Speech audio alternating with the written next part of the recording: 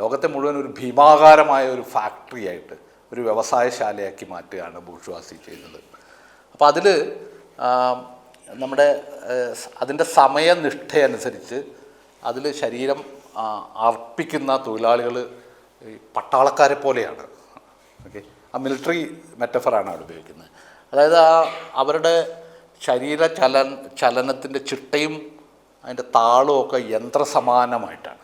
മനുഷ്യരിങ്ങനെ യന്ത്രങ്ങളായിട്ട് പ്രവർത്തിക്കുന്ന, ലോകത്തെ മുഴുവൻ മനുഷ്യരിങ്ങനെ യന്ത്രങ്ങളെപ്പോലെ പ്രവർത്തിക്കുന്ന വലിയൊരു ഫാക്ടറിയെ സങ്കല്പിച്ചാൽ അതാണ് ബൂർഷ്വാസി ഉണ്ടാക്കിയ ലോകം. ഒരു വ്യക്തിപരമായ സമ്പാദ്യം എന്നുള്ള രീതിയിൽ പ്രൈവറ്റ് പ്രോപ്പർട്ടി എടുക്കുകയാണെങ്കിൽ പേഴ്സണൽ പ്രോപ്പർട്ടിയാണത്. അതെന്താണ്? അത് മാർക്സിൻ്റെ കാറ്റഗറി ഉപയോഗിച്ച് പറഞ്ഞാൽ ഞാൻ എൻ്റെ ശരീരം എന്ന ഉരുപ്പടി വിറ്റ് കിട്ടുന്ന കൂലിയിൽ നിന്ന് മിച്ചം വയ്ക്കുന്നതിനെയാണ് നമ്മൾ സ്വകാര്യ സമ്പാദ്യം എന്ന് പറയുന്നത്. അപ്പോൾ ഞാൻ എൻ്റെ ശമ്പളത്തിൽ നിന്ന് മാറ്റി വെച്ച കാര്യം കൊണ്ട് ഞാനൊരു വീടുണ്ടാക്കുന്നുണ്ടാവും, ഒരു സ്ഥലം വാങ്ങുന്നുണ്ടാവും. ഇതിനെയാണ് സ്വകാര്യ സമ്പാദ്യം എന്ന് പറയുന്നത്. ഇത് പേഴ്സണൽ പ്രോപ്പർട്ടിയാണ്. ഇത് പ്രൈവറ്റ് പ്രോപ്പർട്ടി എന്നുള്ള മാർക്സിൻ്റെ ഇതിൽ അല്ല വരുന്നത്. നേരെ മറിച്ച് പ്രൈവറ്റ് പ്രോപ്പർട്ടി എന്ന് പറയുന്നത് എന്താണ്? അത് കൂലിപ്പണി എന്ന് പറയുന്നത്, വേജ് ലേബർ എന്ന് പറയുന്നത് മൂലധനമായി മാറുക, പരിണമിക്കുന്ന ഘട്ടത്തിൽ മാത്രമാണ് സ്വകാര്യ സ്വത്ത് ഉണ്ടാവുന്നത് എന്നാണ്, അല്ലെങ്കിൽ പ്രൈവറ്റ് പ്രോപ്പർട്ടി ഉണ്ടാവുന്നതാണ് മാർക്സിൻ്റെ നിരീക്ഷണം. അതായത് അപ്പോൾ ആ അർത്ഥത്തിൽ നോക്കിയാൽ അതൊരു വ്യക്തിപരമായ സാധനമല്ല, അത് സാമൂഹ്യമായിട്ടുള്ള ഒന്നാണ്. ഓക്കെ, ഒരു സമൂഹത്തിലെ അംഗങ്ങളുടെ സംയുക്തമായ ഒരു കർമ്മം കൊണ്ട് ചലനാത്മകമാവുന്ന ഉണ്ടാവുന്ന ഒന്നാണ് പ്രൈവറ്റ് പ്രോപ്പർട്ടി അല്ലെങ്കിൽ മൂലധനം. പ്രൈവറ്റ് പ്രോപ്പർട്ടി എന്ന് പറഞ്ഞാൽ മൂലധനം തന്നെയാണ്.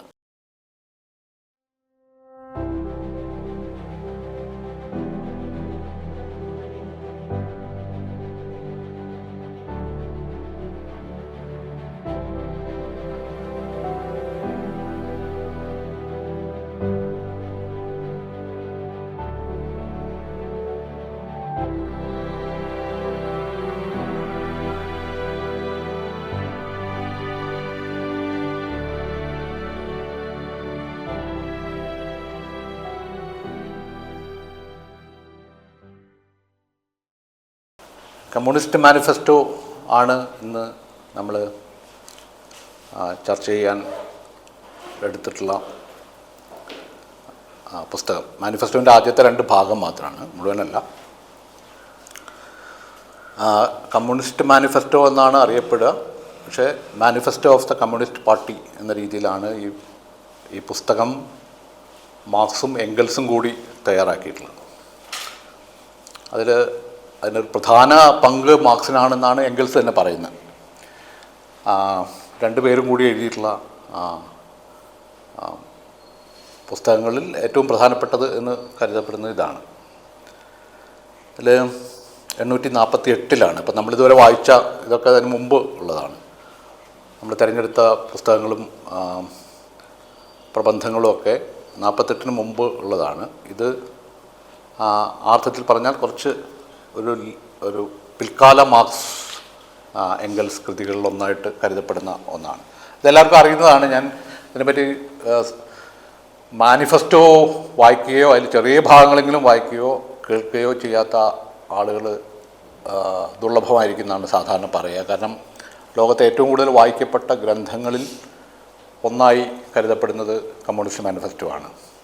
ഒരുപക്ഷെ ബൈബിളും ഖുറാനും ഒക്കെ എടുത്താൽ പോലും ഒരു 3-മതോ 4-മതൊക്കെ ആയിട്ട് ലോകത്തെ ഏറ്റവും കൂടുതൽ വായിക്കപ്പെട്ടു എന്ന് കരുതപ്പെടുന്ന ഒരു ഗ്രന്ഥമാണ് കമ്മ്യൂണിസ്റ്റ് മാനിഫെസ്റ്റോ. അപ്പോൾ അത് ആ ഒരു മതഗ്രന്ഥങ്ങൾ മാറ്റി നിർത്തിയാൽ ചിലപ്പോൾ ഏറ്റവും കൂടുതൽ വായിക്കപ്പെട്ട ഗ്രന്ഥമായിരിക്കും. ഇപ്പം മാവോൻ്റെ മറ്റോ തിരഞ്ഞെടുത്ത കുറേ വചനങ്ങൾ എന്ന് പറഞ്ഞിട്ടൊരു പുസ്തകമാണ് ഏറ്റവും കൂടുതൽ വായിക്കപ്പെട്ടതായിട്ട് കരുതപ്പെടുന്നത്. 2-മത് നിൽക്കുന്നത് മാനിഫെസ്റ്റോ ആണെന്നാണ് പറയപ്പെടുന്നത്. അതൊക്കെ നമുക്കറിയില്ല അതിൻ്റെ ഇപ്പോഴത്തെ സ്ഥിതി എന്താണെന്ന് അറിയില്ല. പുസ്തകങ്ങളുടെ ഒരു കണക്കല്ലല്ലോ ഇപ്പോൾ ഉള്ളത്. ഓഡിയോ ഒരു രീതിയിൽ വന്നിട്ടുണ്ട്, അങ്ങനെ പല രീതിയിലും വന്നിട്ടുള്ള എല്ലാവർക്കും പരിചയമുള്ള ഒരു ഗ്രന്ഥമാണ്. മാത്രമല്ല ഇതിൽ വേറൊരു കാര്യം പറയാൻ എനിക്ക് തോന്നുന്നത്, ഒരു സാധാരണ പുസ്തകമോ അല്ലെങ്കിൽ ഒരു പ്രബന്ധമോ വായിക്കുന്ന രീതിയിൽ കമ്മ്യൂണിസ്റ്റ് മാനിഫെസ്റ്റോ വായിക്കുന്നതിൽ വലിയ കാര്യമില്ല. കാരണം ഇതൊരു മാനിഫെസ്റ്റോ ആണ്. ഒരു സൂക്ഷ്മമായ സൈദ്ധാന്തിക വിശകലനമൊക്കെയുള്ള ഒരു വായന ആവശ്യപ്പെടുന്ന ഒരു ഗ്രന്ഥമല്ല ഇത്. മാനിഫെസ്റ്റോ എന്ന് പറഞ്ഞാൽ ഒരു പ്രകടന പത്രിക തന്നെയാണ്. ഒരു മൂവ്മെൻറ്റിൻ്റെ ഒരു പ്രസ്ഥാനത്തിൻ്റെ പ്രകടന പത്രിക എന്ന രീതിയിൽ എഴുതപ്പെട്ടിട്ടുള്ള, അപ്പോൾ ആ അർത്ഥത്തിൽ തന്നെ വളരെ ഒരു മുദ്രാവാക്യ സമാനമായ ചില പ്രസ്താവങ്ങളും ഒക്കെയുള്ള ഉറച്ച ചില പ്രഖ്യാപനങ്ങളും ഒക്കെയുള്ള ഒരു പുസ്തകമാണ് ഇത് എന്നെല്ലാവർക്കും അറിയാം. പക്ഷേ അപ്പോൾ അതിനൊരു വായന, ഒരു ഇൻ്റർപ്രിട്ടേഷനോ ഒരു വ്യാഖ്യാനമോ ഒന്നും ആവശ്യമുണ്ടെന്ന് തോന്നുന്നില്ല. നേരിട്ട് സംവദിക്കുന്ന രീതിയിലാണ് അത് എഴുതപ്പെട്ടിട്ടുള്ളത്. പക്ഷേ അതിലുപയോഗിച്ചിട്ടുള്ള ചില സൈദ്ധാന്തിക, ചില തിയറട്ടിക്കൽ ടേംസ്, ചില സങ്കല്പനങ്ങൾ, ഇത് ഒന്ന് സൂക്ഷ്മമായിട്ട് നോക്കാനുള്ള ശ്രമം മാത്രമാണ് ഇവിടെ നമ്മൾ വായിക്കുന്നതുകൊണ്ട് ഉദ്ദേശിച്ചിട്ടുള്ളത്.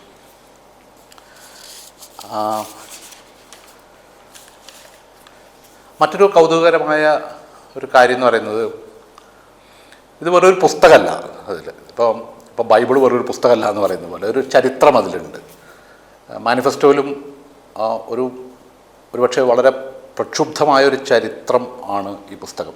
നമ്മൾ ആ പുസ്തകത്തെ തൊടുമ്പോൾ ഒരു ചരിത്രത്തിലാണ് നമ്മൾ തൊടുന്നത് എന്ന് പറയാം.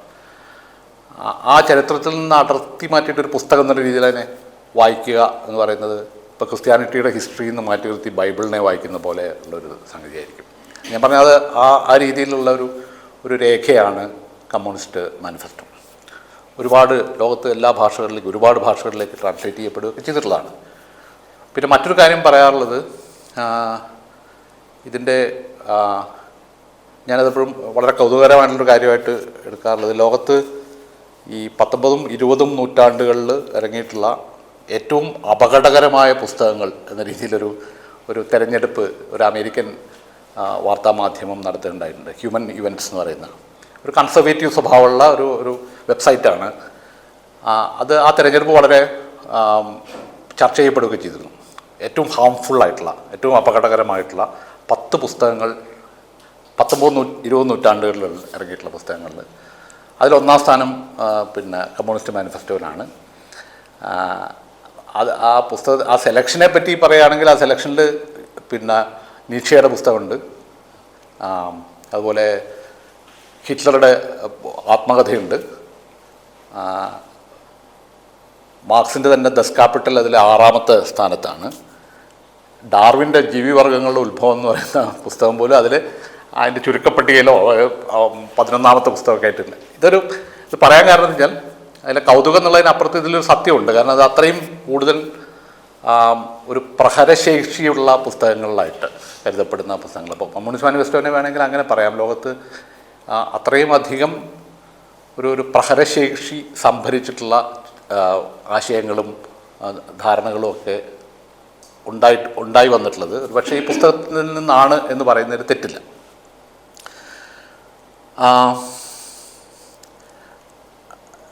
ഇത് സത്യത്തിൽ ആ ആശയത്തിൻ്റെ, ആ കമ്മ്യൂണിസം എന്ന് പറയുന്ന ആശയത്തിൻ്റെ ഒരു എന്താ പറയുക, ഒരു വിസ്ഫോടകമായൊരു സ്വഭാവത്തെ കൂടി കാണിക്കുന്ന ഒരു തെരഞ്ഞെടുപ്പാണ് ഇത്. അതിൻ്റെ സ്ഫോടനാത്മകമായ ഒരു സ്വഭാവത്തെ കൂടി കാണിക്കുന്ന ഒരു തെരഞ്ഞെടുപ്പാണിത്. ഇതുള്ളതുകൊണ്ടാണ് ഈ മാധ്യമം നോക്കിക്കഴിഞ്ഞാൽ അത് വളരെ കൺസർവേറ്റീവായിട്ടുള്ള, നമുക്കറിയാം യാഥാസ്ഥിതികമായ സ്വഭാവമുള്ള ഒരു മാധ്യമമാണ് ഈ തെരഞ്ഞെടുപ്പ് നടത്തിയിട്ടുള്ളത്. മാർക്സ് തന്നെ മാനിഫെസ്റ്റോ തുടങ്ങുന്നത് നമുക്കറിയാം ഒരു ഭൂതം എന്നുള്ള ഒരു സ്പെക്ടർ എന്നുള്ളതിൽ നിന്നാണ്. യൂറോപ്പിനെ ഒരു ഭൂതം ബാധിച്ചിരിക്കുന്നു, കമ്മ്യൂണിസം എന്ന ഭൂതം. അപ്പം പഴയ യൂറോപ്പിലെ വൻ ശക്തികളൊക്കെ ഈ ഭൂതത്തെ നേരിടാൻ വേണ്ടി ഒരു വിശുദ്ധ സഖ്യത്തിൽ ഏർപ്പെട്ടിരിക്കുന്നു എന്ന് പറഞ്ഞിട്ടാണ് മാനിഫെസ്റ്റോ തുടങ്ങുന്നത് തന്നെ. ആ പ്രഹരശേഷിയെ കാണിക്കുന്ന ഒന്നാണ് പ്രയോഗം വാസ്തവത്തിൽ. പക്ഷെ ശരിക്കും ചരിത്രം നോക്കിക്കഴിഞ്ഞാൽ സത്യത്തിൽ 2 കാര്യങ്ങൾ ഇവിടെ ശ്രദ്ധിക്കേണ്ടതുണ്ട് എന്ന് തോന്നുന്നു. ഒന്ന്, ഈ മാനിഫെസ്റ്റോ ഇറങ്ങുന്ന കാലത്ത് അത്ര വലിയ കമ്മ്യൂണിസം എന്ന് പറയുന്നൊരു ദുർഭൂതമൊന്നും ഉണ്ടായി വന്നിട്ടില്ല. സത്യത്തിൽ അത്ര വലിയൊരു പ്രഹരശക്തിയുള്ള ഒരു വളരെ വിസ്ഫോടകമായ ഒന്നായിട്ടൊന്നും കമ്മ്യൂണിസം എന്ന ആശയം യൂറോപ്പിൽ മാറിക്കഴിഞ്ഞിട്ടില്ല ഈ 1848 കാലഘട്ടത്തിലൊക്കെ. ഒരു പക്ഷേ എനിക്ക് തോന്നുന്നത് കമ്മ്യൂണിസ്റ്റ് മാനിഫെസ്റ്റോ ഇറങ്ങുന്നതോടുകൂടിയായിരിക്കും ഒരു പക്ഷേ ഈ ഭൂതം പ്രവർത്തനം തുടങ്ങുന്നത് ഒരു പക്ഷേ മാനിഫെസ്റ്റോയിലൂടെയാണ്. അപ്പോൾ യൂറോപ്പിനെ ഒരു ഭൂതം പിടികൂടിയിരിക്കുന്നു എന്നുള്ള പ്രസ്താവന ഇപ്പോൾ ഒരു പുതിയ സൈദ്ധാന്തിക ഒരു സംവർഗം ഉപയോഗിച്ച് പറഞ്ഞാൽ ഒരു പെർഫോമേറ്റീവ് ആയിട്ടുള്ള സാധനം. പെട്ടെന്ന് കേട്ടാൽ ഒരു റെട്ടറിക് ഉണ്ട് അതിൽ. വാസ്തവത്തിലുള്ള സ്ഥിതി അതല്ല. പക്ഷേ ഈ പുസ്തകം ഇറങ്ങുന്നതോട് കൂടിയിട്ടായിരിക്കും ഈ ബോധം അതിൻ്റെ പ്രവർത്തനം തുടങ്ങിയത് എന്ന് തോന്നുന്നു. അത്രമാത്രം ഒരു പ്രാധാന്യം ഈ പുസ്തകത്തിന് ഉണ്ട് എന്ന് പറഞ്ഞാൽ തെറ്റാവില്ല. മറ്റൊന്ന്, മാർക്സും എംഗൽസും തന്നെ ഈ ഒരു പുസ്തകത്തെ സ്ഥാനപ്പെടുത്തുന്നത് ഒരു ഭൂതത്തിൻ്റെ പക്ഷത്താണ്, ഒരു ദുർഭൂതത്തിൻ്റെ പക്ഷത്താണ്. അപ്പുറത്തുള്ളത് വിശുദ്ധമായൊരു സഖ്യം, ഇതാണ് ഒന്ന് അവിശുദ്ധമായ ഒന്നും മറ്റത് വിശുദ്ധമായൊരു സഖ്യവും എന്ന രീതിയിലാണ്. ഒരു വ്യവസ്ഥയെ ഇങ്ങനെ എന്താ പറയുക, വളരെ ഭീഷണമായി ബാധിക്കുന്ന ഒരു സത്വമായിട്ട്, ഒരു ഭൂതമായിട്ട് കമ്മ്യൂണിസത്തെ സ്ഥാനപ്പെടുത്തുക എന്നുള്ളത് വളരെ ബോധപൂർവം ചെയ്യുന്ന ഒരു കാര്യമാണ്. ആ ഓപ്പണിംഗ് സ്റ്റേറ്റ്മെൻറ്റ് തന്നെ നോക്കിക്കഴിഞ്ഞാൽ, അതായത് ആ ഭൂതം എന്താ ചെയ്യുന്ന, ഒരു വ്യവസ്ഥയെ അങ്ങ് ആവേശിച്ച ഒരു ഭൂതമാണ്, അതിനെ ഹോണ്ട് ചെയ്യുന്നൊരു ഭൂതമാണ്. അത് പുറത്ത് നിൽക്കല്ല, ആ വ്യവസ്ഥയുടെ ഉള്ളിൽ അതിൻ്റെ ആഭ്യന്തരമായ വൈരുദ്ധ്യങ്ങൾ തീവ്രമാക്കിക്കൊണ്ട് അത് അതിൻ്റെ ഉള്ളിൽ പ്രവർത്തിക്കുന്നു എന്ന രീതിയിലാണ് ഈ സ്പെക്ടറിനെ പറ്റിയുള്ള ദരിദ്രയൊക്കെ മറ്റേ സ്പെക്ടേഴ്സ് ഓഫ് മാർക്സ് എന്ന് പറയുന്ന ഗ്രന്ഥത്തിൽ ഇതിനെപ്പറ്റി പറയുന്നുണ്ട്, ഈ ഭൂതം എന്നുള്ള സങ്കല്പത്തെ പറ്റി. ഇങ്ങനെ നോക്കിക്കഴിഞ്ഞാൽ വളരെ റട്ടറിക് എന്ന് തോന്നാവുന്ന, പക്ഷേ വളരെ മുറുക്കമുള്ള ചില ഇമേജസിലൂടെയും ഉറച്ച ചില പ്രസ്താവങ്ങളിലൂടെയും സംസാരിക്കുന്ന ഒരു പുസ്തകമാണ് മാനിഫെസ്റ്റോ എന്ന് പറയുന്നത്. അതുകൊണ്ടാണ് ഞാൻ പറഞ്ഞത്, വളരെ സൂക്ഷ്മമായ സൈദ്ധാന്തിക വിശകലനങ്ങൾക്കൊന്നും വലിയ പ്രസക്തി ഇവിടെ ഇല്ല. മാത്രമല്ല അത് എല്ലാവർക്കും അറിയുന്ന, അപ്പോൾ നിങ്ങളെല്ലാവരും അത് അറിയുന്നൊരു കാര്യമാണ്, നേരിട്ട് വായിച്ചാൽ മനസ്സിലാവുന്ന കാര്യമാണ്. അതുകൊണ്ട് ഈ വായന നമ്മൾ സാധാരണ നടത്തിയിരുന്ന വായനയിൽ നിന്ന് കുറച്ച് വ്യത്യസ്തമാണ്. ചില കാര്യങ്ങൾ മാത്രം, ചില ഡയമെൻഷൻസ് മാത്രം പറയുക എന്നുള്ളതാണ് ഞാൻ ഉദ്ദേശിക്കുന്നത്.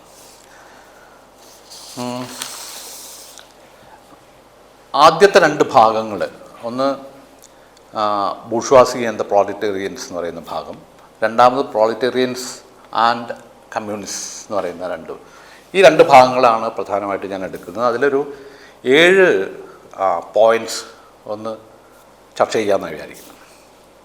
ഇതെല്ലാവർക്കും അറിയുന്ന കാര്യങ്ങളാണ്, പക്ഷേ അതിൻ്റെ ചിലപ്പോൾ അറിയാത്ത ചില വശങ്ങളിലേക്ക് പോകാൻ മാത്രമാണ് ശ്രമിക്കുന്നത്.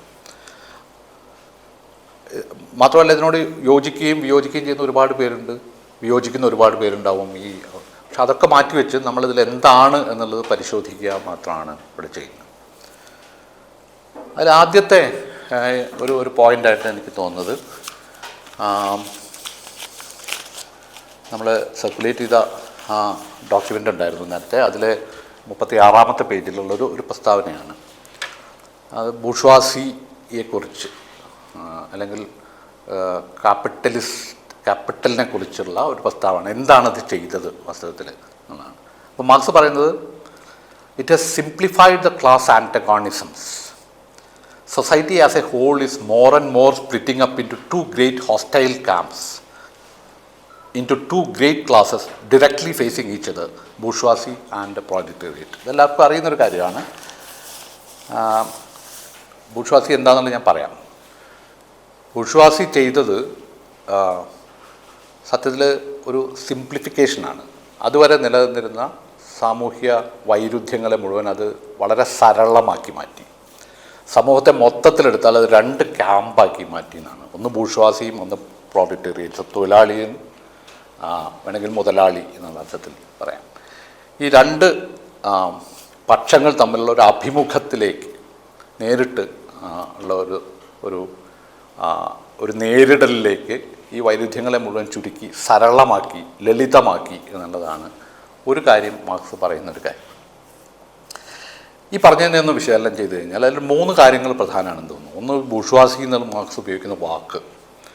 അതിപ്പോൾ നമുക്കറിയാം, മാർക്സ് മാത്രമല്ല, മാർക്സിസ്റ്റ് ഇതര സൈദ്ധാന്തിക പദ്ധതികളിലൊക്കെ ഉപയോഗിക്കുന്നൊരു വാക്കായിട്ട് പിന്നെ ബൂർഷ്വാസി എന്നുള്ള വാക്ക് മാറുന്നുണ്ട്.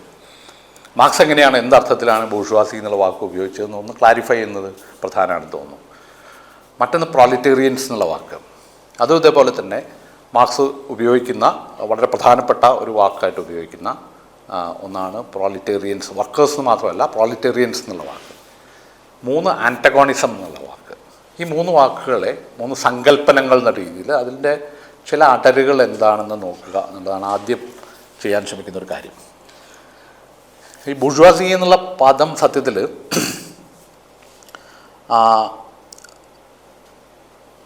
അതിൻ്റെ ഒരു എറ്റിമോളജി നോക്കിക്കഴിഞ്ഞാൽ, അതിൻ്റെ പദോൽപ്പത്തി നോക്കിക്കഴിഞ്ഞാൽ, ബുർഗസ് എന്ന് പറയുന്ന, നിങ്ങൾക്കറിയാം, BURGUS എന്ന് പറയുന്ന ഒരു ലാറ്റിൻ പദത്തിൽ നിന്നാണ് ബൂർഷ്വാസി എന്നുള്ള വാക്കുണ്ടാവുന്നത്. അത് സത്യത്തിൽ നഗരത്തിൽ വസിക്കുന്നവർ എന്നാണ് അതിൻ്റെ അർത്ഥം. നഗരവാസികളെ സൂചിപ്പിക്കുന്ന ഒരു വാക്കായിട്ടാണ് ബൂർഷ്വാസി എന്ന് പറയുന്നത്. നഗരത്തിൽ വസിക്കുന്നവർ മാത്രമല്ല, നഗരത്തിൽ വസിക്കുന്ന കച്ചവടക്കാരായ മധ്യവർഗക്കാരായിട്ടുള്ളൊരു ഗ്രൂപ്പാണ്, മധ്യവർഗത്തെയാണ് സൂചിപ്പിക്കുന്നത് ബൂർഷ്വാസി എന്നുള്ള വാക്ക്.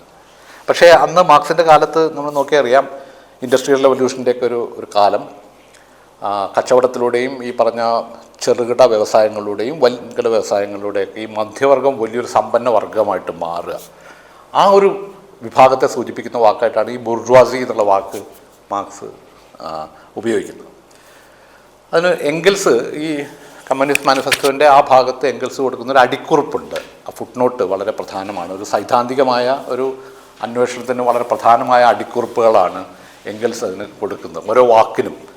അതിൽ എംഗൽസ് കൊടുക്കുന്ന അടിക്കുറിപ്പ് ഇതാണ്: bourgeoisie is the class of modern capitalist, owners of the means of social protection and employers of wage labour. ഇതാണ് അതിന് കൊടുക്കുന്ന നിർവചനം ബൂർഷ്വാസി എന്നുള്ള വാക്കിന്. എന്ന് പറഞ്ഞാൽ വേജ് ലേബേഴ്സിൻ്റെ എംപ്ലോയേഴ്സും അതുപോലെ മീൻസ് ഓഫ് പ്രൊട്ടക്ഷൻ്റെ കൈവശം വയ്ക്കുന്ന അതിൻ്റെ ഉടമസ്ഥരുമായിട്ടുള്ള ഒരു ക്ലാസ്സിനെ സൂചിപ്പിക്കുന്ന വാക്ക്. അപ്പോൾ അത് വളരെ എന്ന് പറഞ്ഞാൽ പലരും പല രീതിയിലാണ് ബൂർഷ്വാസി എന്നുള്ളത് ഉപയോഗിക്കുന്നത് ഇപ്പോൾ ഒക്കെ. പക്ഷേ മാർക്സ് അത് ഉപയോഗിക്കുന്നതും എംഗൽസ് ഈ ഫുട് നോട്ടിലൂടെ പറയാൻ ശ്രമിക്കുന്നതും അതിന് വളരെ നിർവചിതമായ ഒരു അർത്ഥമുണ്ട്. ആ അർത്ഥത്തിലാണ് ബൂർഷ്വാസി എന്നുള്ള വാക്ക് ഉപയോഗിക്കേണ്ടത് എന്നുള്ളതുകൊണ്ടാണ് ആ ജാഗ്രത മനസ്സിൽ വെച്ചുകൊണ്ടായിരിക്കണം ഈ പക്ഷേ അടിക്കുറിപ്പ് അതിന് കൊടുത്തിട്ടുള്ളത്. അപ്പോൾ രണ്ടർത്ഥമാണുള്ളത്. ഒന്ന്, വേജ് ലേബറിൻ്റെ, കൂലിത്തൊഴിലിൻ്റെ, കൂലിപ്പണിക്കാരുടെ എംപ്ലോയേഴ്സാണ് ഇവർ. അതുപോലെ തന്നെ ഉൽപ്പാദന ഉപകരണങ്ങൾ സ്വന്തമായിട്ടുള്ള ആളുകളാണ് ഇവർ. അങ്ങനത്തെ ഒരു ക്ലാസ്സിനെ സൂചിപ്പിക്കുന്ന വാക്കാണ്. നമുക്ക് വേണമെങ്കിൽ മുതലാളി എന്നൊക്കെ ഇപ്പം ഇതിൽ പറയാം. ഈ മുതലാളി എന്നുള്ള വാക്ക് തന്നെ മുതലാളുന്നവരാണ്. ഓക്കെ, മുതൽ ആളുക. മുതൽ എന്ന് പറയുന്നത് തമിഴിൽ നോക്കിക്കഴിഞ്ഞാൽ ഫസ്റ്റ് എന്നാണ് അർത്ഥം. മുതൽ അല്ലേ, ആദ്യത്തെ ധനം, അതാണ് മൂലധനം എന്ന് പറയുന്നത്. മൂലധനം കൈവശമുള്ള ആളുകളെ ആണ്, ആ അർത്ഥത്തിലാണ് മുതലാളുന്ന ആൾ. മറ്റത് തൊഴിലാളുന്ന ആളാണ്.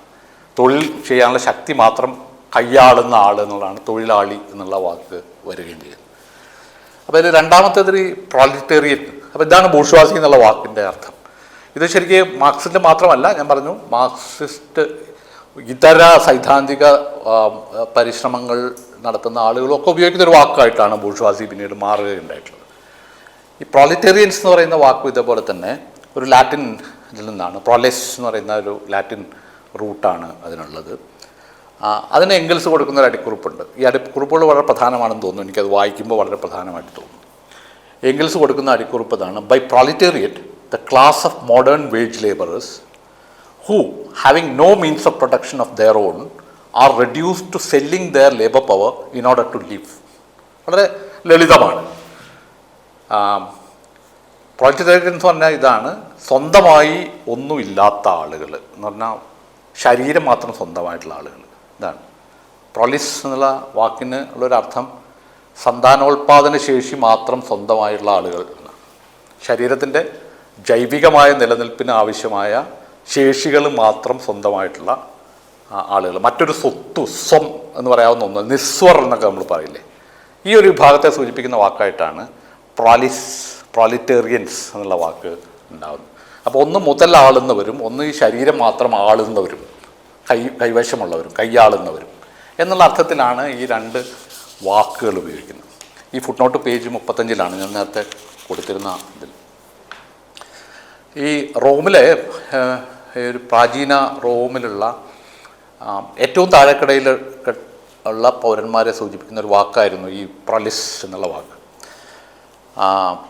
അപ്പോൾ അത് എന്ന് പറഞ്ഞാൽ സ്റ്റേറ്റിനെ സംബന്ധിച്ചിടത്തോളം ഒരു പ്രസക്തി മാത്രമുള്ളൊരു വിഭാഗമാണ് അവർ.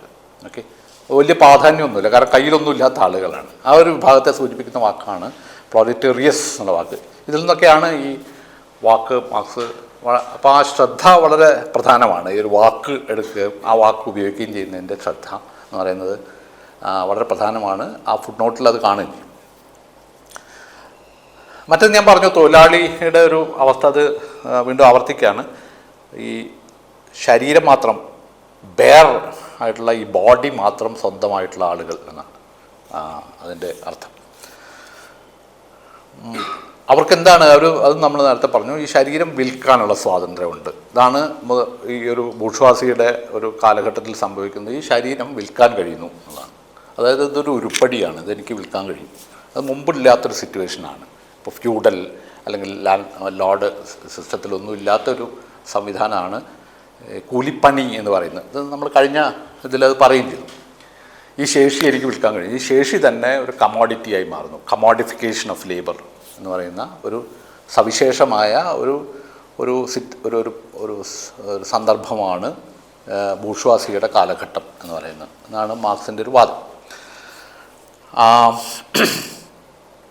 ശരീരം വിൽക്കാനുള്ള സ്വാതന്ത്ര്യമുണ്ട്, പക്ഷേ ശരീരം വിൽറ്റുകൊണ്ട് മാത്രം ജീവിക്കാൻ കഴിയുന്നു എന്നുള്ളത് കൊണ്ട് അവർ അസ്വതന്ത്രരുമാണ്. ഓക്കെ, ഇതാണ് അതിൻ്റെ ഒരു വൈരുദ്ധ്യം. ഒരേ സമയം ഒരു അനിവാര്യതയുടെ, ജൈവികമായ ഒരു അനിവാര്യതയുടെ തടവിലാണ് എന്നുള്ളതാണ് മാർക്സിൻ്റെ. അപ്പം ഒരു വാചകം ഇതിൽ ഞാൻ വായിക്കാം. അത് ഈ കൂലി തൊഴിലാളിയെ സംബന്ധിക്കുന്ന ഒരു വാചകം ഇതിൽ. They live so long as they find work, and find work only so long as the labor increases capital. ഇതാണ് അതിൻ്റെ അവസ്ഥ. പണിയെടുക്കുന്ന കാലം മാത്രം ജീവിക്കാൻ കഴിയുന്നൊരു ഒരു ജനവിഭാഗമാണിത്. പണി കണ്ടെത്തുന്ന കാലം മാത്രം ജീവിക്കാൻ കഴിയും. ഈ പണി കണ്ടെത്തുക എന്ന് പറയുന്നത് എന്താ? Find work only so long as there labour increases capital.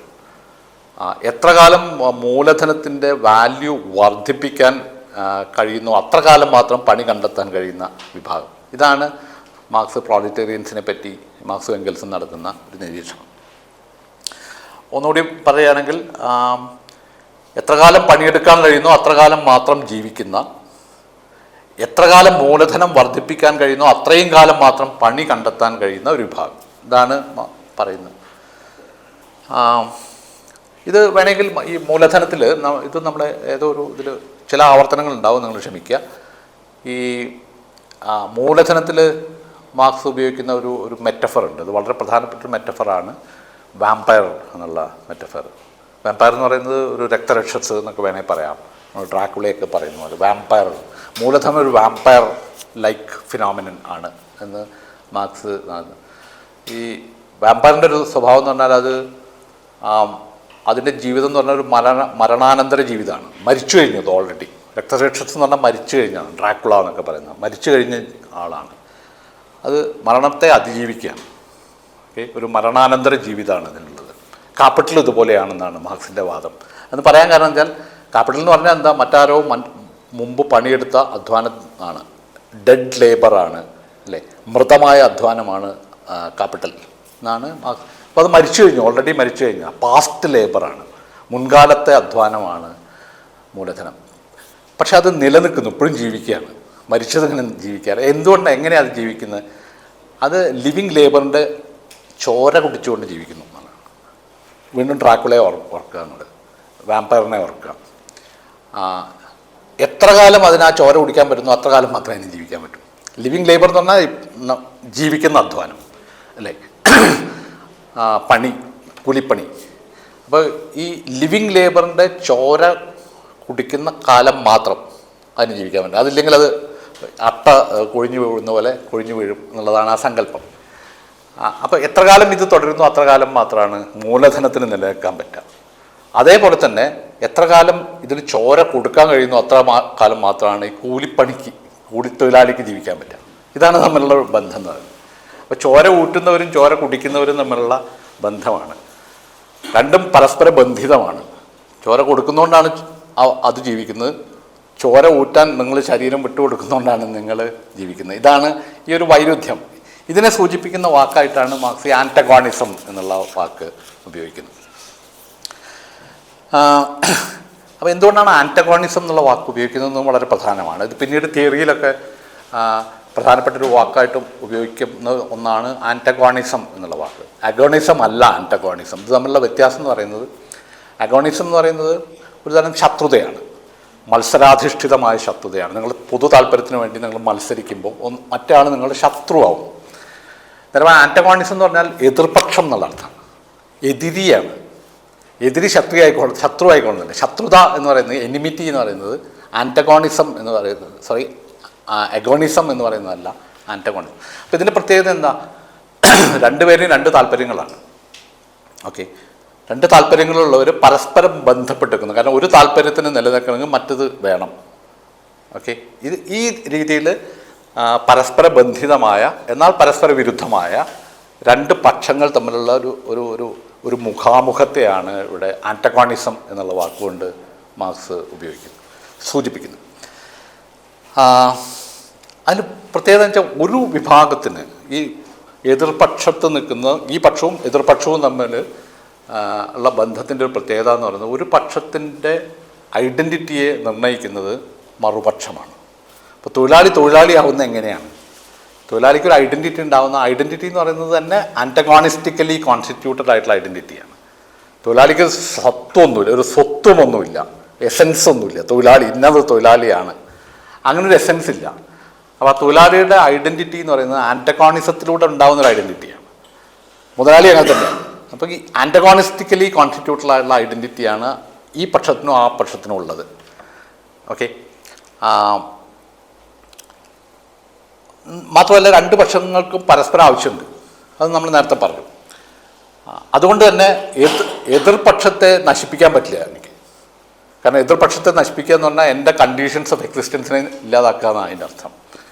Okay, ആ താല്പര്യം, ആ പക്ഷം ഇല്ലാതാവുക എന്ന് പറഞ്ഞിട്ടുണ്ടെങ്കിൽ എൻ്റെ ഇപ്പോൾ മുതലാളി ഇല്ലാതായ തൊഴിലാളി എന്ത് ചെയ്യും?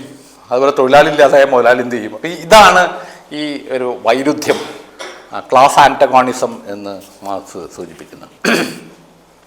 അപ്പോൾ ഒരു വ്യവസ്ഥ, സാമൂഹ്യ വ്യവസ്ഥ എന്ന് പറയുന്നത് ഇങ്ങനെ ആൻറ്റഗോണിസ്റ്റിക് ആയിട്ടുള്ള ഒന്നാണ് എന്നാണ് മാർക്സിൻ്റെ വാദം. ഒരു സാമൂഹ്യ വ്യവസ്ഥ രൂപപ്പെടുന്നത് തന്നെ അതിൻ്റെ ഉള്ളിലെ വിരുദ്ധമായ രണ്ട് താല്പര്യങ്ങൾ തമ്മിലുള്ള ഒരു തരത്തിലുള്ള പാരസ്പര്യം, വൈരുദ്ധ്യാത്മകമായ ഒരു പാരസ്പര്യത്തിലൂടെയാണ് ഏത് വ്യവസ്ഥയും നിലവിൽ വരുന്നത്. അപ്പോൾ അതിൻ്റെ ഉള്ളിൽ ഈ ആൻറ്റഗോണിസം എപ്പോഴും ഉണ്ടാവും, ഈ വൈരുദ്ധ്യം അതിൻ്റെ ഉള്ളിൽ എപ്പോഴും ഉണ്ടാവും. ഒരു തുറന്ന മുറിവ് പോലെ ഇങ്ങനെ ആ വൈരുദ്ധ്യം അതിലിങ്ങനെ നിൽക്കുന്നതാണ്. അത് എപ്പോഴും ഏത് സോഷ്യൽ സിസ്റ്റത്തിൻ്റെ ഉള്ളിലും ഈ ഒരു വൈരുദ്ധ്യം നിലനിൽക്കും. കാരണം അത് രൂപപ്പെടുന്നത് തന്നെ ആൻറ്റഗോണിസ്റ്റിക് ആയിട്ടാണ്. അപ്പോൾ വർഗവൈരുദ്ധ്യമില്ലാത്ത ഒരു സാമൂഹ്യ വ്യവസ്ഥയും ഇല്ല എന്ന് മാർക്സ് പറയുന്നത് ഈ അർത്ഥത്തിലാണ്. അതായത് വ്യവസ്ഥയുടെ ഉള്ളിൽ ഇതുണ്ട്, എപ്പോഴും ഉണ്ട്. കാരണം അത് കോൺസ്റ്റിറ്റ്യൂട്ട് ചെയ്യുന്നത് തന്നെ, വ്യവസ്ഥയെ കോൺസ്റ്റിറ്റ്യൂട്ട് ചെയ്യുന്നത് തന്നെ ആൻറ്റഗോണിസമാണ്. അപ്പം ഇപ്പോൾ സിസക്കിൻ്റെ ഒരു പ്രസ്താവമുണ്ട്, ഞാൻ പെട്ടെന്ന് ഓർത്ത ഒരു കാര്യം. ഈ ആധുനിക ലിബറൽ ജനാധിപത്യ സമൂഹത്തിൽ വർഗവൈരുദ്ധ്യമൊന്നും ഇല്ല എന്ന് പറയും എല്ലാവരും. വർഗസമരമില്ല, വർഗങ്ങൾ തമ്മിലുള്ള ഫൈറ്റ്, സമരം, സംഘർഷം, വർഗസംഘർഷമൊന്നുമില്ല എന്ന് സാധാരണ പറയാറുണ്ട്. ഇതൊക്കെ പഴയ കാലത്തുണ്ടായിരുന്നു, ഇപ്പോൾ ഒന്നുമില്ല എന്ന് പറയും. അപ്പോൾ അതിന് സിസക്ക് പറയുന്നൊരു കാര്യം ഇതാണ്, സ്ലാവ് സിസക്ക് പറയുന്നൊരു കാര്യമാണ്. അതിൻ്റെ അർത്ഥം എന്താണ്? വർഗവൈരുദ്ധ്യം ഇല്ല എന്നുള്ള തോന്നലുണ്ടാക്കിക്കൊണ്ടാണ് വർഗവൈരുദ്ധ്യം പ്രവർത്തിക്കുന്നതെന്നാണ് അതിൻ്റെ അർത്ഥം എന്ന് പറയും. അതായത് അത് നിലനിൽക്കുന്നില്ല എന്നുള്ള, അതായത് നമ്മൾ അതിൻ്റെ തന്നെ കാൽപ്പാടുകളെ മാറ്റിക്കൊണ്ടാണ് നടക്കുന്നതെന്ന് പറയുന്ന പോലെ അതിൻ്റെ തന്നെ സാന്നിധ്യത്തെ ഇറേസ് ചെയ്തുകൊണ്ടാണ് അത് പ്രവർത്തിക്കുന്നത് എന്നാണ് അതിൻ്റെ അർത്ഥം എന്ന് പറയും. ഇത് വളരെ പ്രധാനപ്പെട്ട ഒരു നിരീക്ഷണമാണ് സത്യത്തിൽ. ഈ ലാക്കാനൊക്കെ ഉപയോഗിച്ചുകൊണ്ടാണ് ഇവരത് പറയുക. അതായത് ഒരു കാര്യം ഉണ്ടാവുന്നത് ഇല്ലായ്മയിലൂടെയാണ്. ഓക്കെ, അതില്ലാന്ന് തോന്നിപ്പിച്ചുകൊണ്ട് ആണത് പ്രവർത്തിക്കുന്നതെന്ന് ഈ സൈക്കോ അനാലിസിസിൻ്റെ ചില ഇതൊക്കെ ഉപയോഗിച്ചിട്ട് പറയും. ഞാൻ പറഞ്ഞു വന്ന ഇതാണ്, ഒരു വ്യവസ്ഥ എന്ന് പറയുന്നത് അപ്പം പരസ്പര വിരുദ്ധമായ രണ്ട് പക്ഷങ്ങൾ തമ്മിലുള്ള ഒരു ആൻറ്റഗോണിസത്തിലൂടെ മാത്രമാണ് ഏത് വ്യവസ്ഥയും, സാമൂഹ്യ വ്യവസ്ഥയും രൂപപ്പെടുന്നത്, നിലനിൽക്കുന്നത് എന്നുള്ള ഒരു നിരീക്ഷണം ഇതിലെ വളരെ പ്രധാനപ്പെട്ട നിരീക്ഷണമാണ്. ആ ആശയമാണ് ആൻറ്റഗോണിസം എന്ന് പറയുന്ന വാക്കിലൂടെ, ക്ലാസ് ആൻറ്റഗോണിസം എന്നുള്ളതിലൂടെ മാർക്സ് എംഗൽസും സൂചിപ്പിക്കുന്നു. ഇനി രണ്ടാമത്തെ ഒരു പോയിൻ്റായിട്ട് കാണേണ്ടത് മാർക്സ് പറയുന്ന മറ്റൊരു വാചകമാണ്, the bourgeoisie historically has played a most revolutionary part. 37ാമത്തെ ഡോക്യുമെൻറ്റിൽ 37ാമത്തെയാണ്. ചരിത്രത്തിലെ ഏറ്റവും വിപ്ലവകരമായ പങ്ക് വഹിച്ച ഒരു വിഭാഗമാണ് ബൂർഷ്വാസി. ഏറ്റവും വിപ്ലവകരമായ അത് എന്താണ് ചെയ്തത്? ആ പ്രസ്താവത്തിൻ്റെ താഴെ കുറച്ചുകൂടി കഴിഞ്ഞാൽ കാണുന്ന ഒരുപക്ഷെ ഏറ്റവും കൂടുതൽ കോട്ട് ചെയ്യപ്പെട്ടിട്ടുള്ള ഒരു പ്രസ്താവം ഇതാണ്: ബൂർഷ്വാസി അതിൻ്റെ സ്വന്തം പ്രതിച്ഛായയിൽ ലോകത്ത് സൃഷ്ടിച്ചു. It creates A world after it's on image എന്നാണ് ബൈബിളിലെ ദൈവത്തിനെ പറ്റിയുള്ള സങ്കല്പം അതിൽ പറയുന്ന പോലെ, സ്വന്തം ഇമേജിൽ അത് മനുഷ്യനെ സൃഷ്ടിച്ചു എന്ന് പറയുന്ന പോലെ ബൂർഷ്വാസി ചെയ്തത് അതിൻ്റെ ഇമേജിൽ ലോകത്തെ സൃഷ്ടിച്ചു എന്നാണ്. വളരെ പോയറ്റിക്കായി, വളരെ മനോഹരമായി ആ ഒരു വിപ്ലവകരമായ മാറ്റം, ഏറ്റവും വലിയ വിപ്ലവം നടത്തിയിട്ടുള്ളത് ബൂർഷ്വാസിയാണ് ലോകത്ത് എന്നാണ് മാർക്സിൻ്റെ ഒരു നിരീക്ഷണം. അതിനെ ജസ്റ്റിഫൈ ചെയ്യുന്ന രീതി, എന്ത് വലിയ മാറ്റമാണ് ബൂർഷ്വാസി ലോക ചരിത്രത്തിൽ ഉണ്ടാക്കിയിട്ടുള്ള മാറ്റം എന്നുള്ളതിനെ ജസ്റ്റിഫൈ ചെയ്യുന്ന കുറേ പോയിൻറ്റ്സാണ് പിന്നീട് മാർക്സ്. അതിൽ ഞാൻ ചില പ്രധാനപ്പെട്ട പോയിൻറ്റ്സ് വായിക്കാം. ഈ ലോകത്തെ അങ്ങ് ഉടച്ചു വാർക്കുകയാണ്, ചെറിയ ചെറിയ മാറ്റങ്ങൾ ഉണ്ടാക്കലല്ല, അടിസ്ഥാനപരമായി മൗലികമായി ലോകത്തെ മാറ്റിമറിച്ചൊരു വിപ്ലവമാണ് ബൂർഷ്വാസി ചെയ്തത് എന്ന് പറയുന്നതിന് ഒരു കാര്യം പറയുന്നത് ഇതാണ്: it has converted all the human relations, love, emotions, intimacy etcetera into that of naked self interest എന്നാണ് മാർക്സിൻ്റെ ഒരു വാദം. മനുഷ്യബന്ധങ്ങളെ മുഴുവൻ, കുടുംബം, സ്നേഹം, അടുപ്പം, ഇൻറ്റൻസിറ്റി, ഇതിനെയൊക്കെ വികാരങ്ങൾ, ഇതിനെയൊക്കെ നഗ്നമായ സ്വാർത്ഥ താല്പര്യങ്ങളെ അടിസ്ഥാനപ്പെടുത്തിയുള്ള ബന്ധങ്ങളാക്കി മാറ്റി എന്നതാണ്. ലോകത്തെ മുഴുവൻ അങ്ങനെയാക്കി മാറ്റി. അതിൽ ഇൻറ്റിമസിക്ക് സ്ഥാനമില്ല, അതിന് വൈകാരികമായ ഇതിനൊന്നും സ്ഥാനമില്ലാത്ത, ഇതൊക്കെ സെൽഫ് ഇൻട്രസ്റ്റിൻ്റെ അല്ലെങ്കിൽ സ്വാർത്ഥമായ താല്പര്യങ്ങളെ അടിസ്ഥാനപ്പെടുത്തിയുള്ള ബന്ധങ്ങളാക്കി ഇതിനെ മുഴുവൻ മാറ്റിപ്പടുത്തു എന്നുള്ളതാണ് ബൂർഷ്വാസി ലോകത്തെ മാറ്റുന്നു എന്നുള്ളതിൻ്റെ ഒരു പോയിൻ്റായിട്ട് മാർക്സ് പറയാൻ ശ്രമിക്കുന്നത്. രണ്ടാമത് ഞാൻ വായിക്കാതെ, for exploitation veiled by religious and political illusions it substituted naked shameless direct brutal exploitation എന്നാണ്. അതുവരെ മതത്തിൻ്റെയും രാഷ്ട്രീയമായ ചില ഭ്രമകൽപ്പനകളുടെയും ഒക്കെ മൂടുപടത്തിനുള്ളിൽ നടന്നിരുന്ന ചൂഷണത്തെ നഗ്നമായ പിടിച്ചുപറിയാക്കി മാറ്റി. യാതൊരു ഒളിവും മറയുമില്ലാത്ത പിടിച്ചുപറിയാക്കി മാറ്റി. നേക്കഡ്, ആ വാക്കുകൾ തന്നെ ശ്രദ്ധിക്കുക, നേക്കഡ് ഷെയിംലെസ്, നിർലജ്ജമായ, ഡിറക്റ്റായ, നേരിട്ടുള്ള, ബ്രൂട്ടൽ, അത്രയും ക്രൂരമായ, നിന്ദ്യമായ പിടിച്ചുപറിയാക്കി മാറ്റി. ചൂഷണം അതുവരെ നടന്നിരുന്നത് വളരെ വെയിൽഡായിട്ടാണെങ്കിൽ, മൂടുപടത്തിനുള്ളിലായിരുന്നെങ്കിൽ, അത് മതത്തിൻ്റെയോ രാഷ്ട്രീയമായ ചില ഇല്യൂഷൻസിൻ്റെയൊക്കെ മറവിലാണ് നടന്നിരുന്നെങ്കിൽ, ബൂർഷ്വാസി ചെയ്ത് അതിനെ വളരെ നേക്കഡായിട്ടുള്ള പിടിച്ചുപറിയാക്കി മാറ്റി. യാതൊരു ലജ്ജയും കൂടാതെയുള്ള പിടിച്ചുപറിയുടെ ഒരു യുക്തിയിലേക്ക് ലോകത്തെ കൊണ്ടുവന്നു എന്നുള്ളതാണ് രണ്ടാമത്തെ ഒരു പോയിൻ്റായിട്ട്. അതിൻ്റെ അടുത്ത ഒരു പോയിൻ്റ് അതുപോലെ തന്നെ വളരെ പ്രധാനമാണ്. It has stripped of its halo every occupation hitherto honoured. It has converted the physician, the lawyer, the priest, the poet, the man of science into its wage laborers. അതുവരെ വളരെ ആദരണീയമായി നമ്മൾ കണ്ടിരുന്ന തൊഴിലുകളെ മുഴുവൻ, അത് ഡോക്ടറായിക്കോട്ടെ, അത് വക്കീലായിക്കോട്ടെ, കവിയായിക്കോട്ടെ, അത് ശാസ്ത്രജ്ഞനായിക്കോട്ടെ, സംഗീതജ്ഞനായിക്കോട്ടെ, ഇവരെയൊക്കെ കൂലിത്തൊഴിലാളികളാക്കി മാറ്റി എന്നുള്ളതാണ്.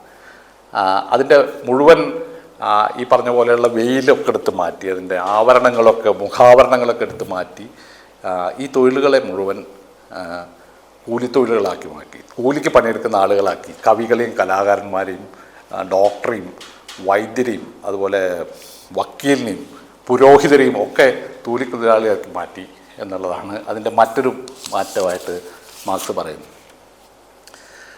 പിന്നൊന്ന്, ഈ കുടുംബം എന്നുള്ള സ്ഥാപനത്തിന് പറ്റിയാണ്. പിന്നെ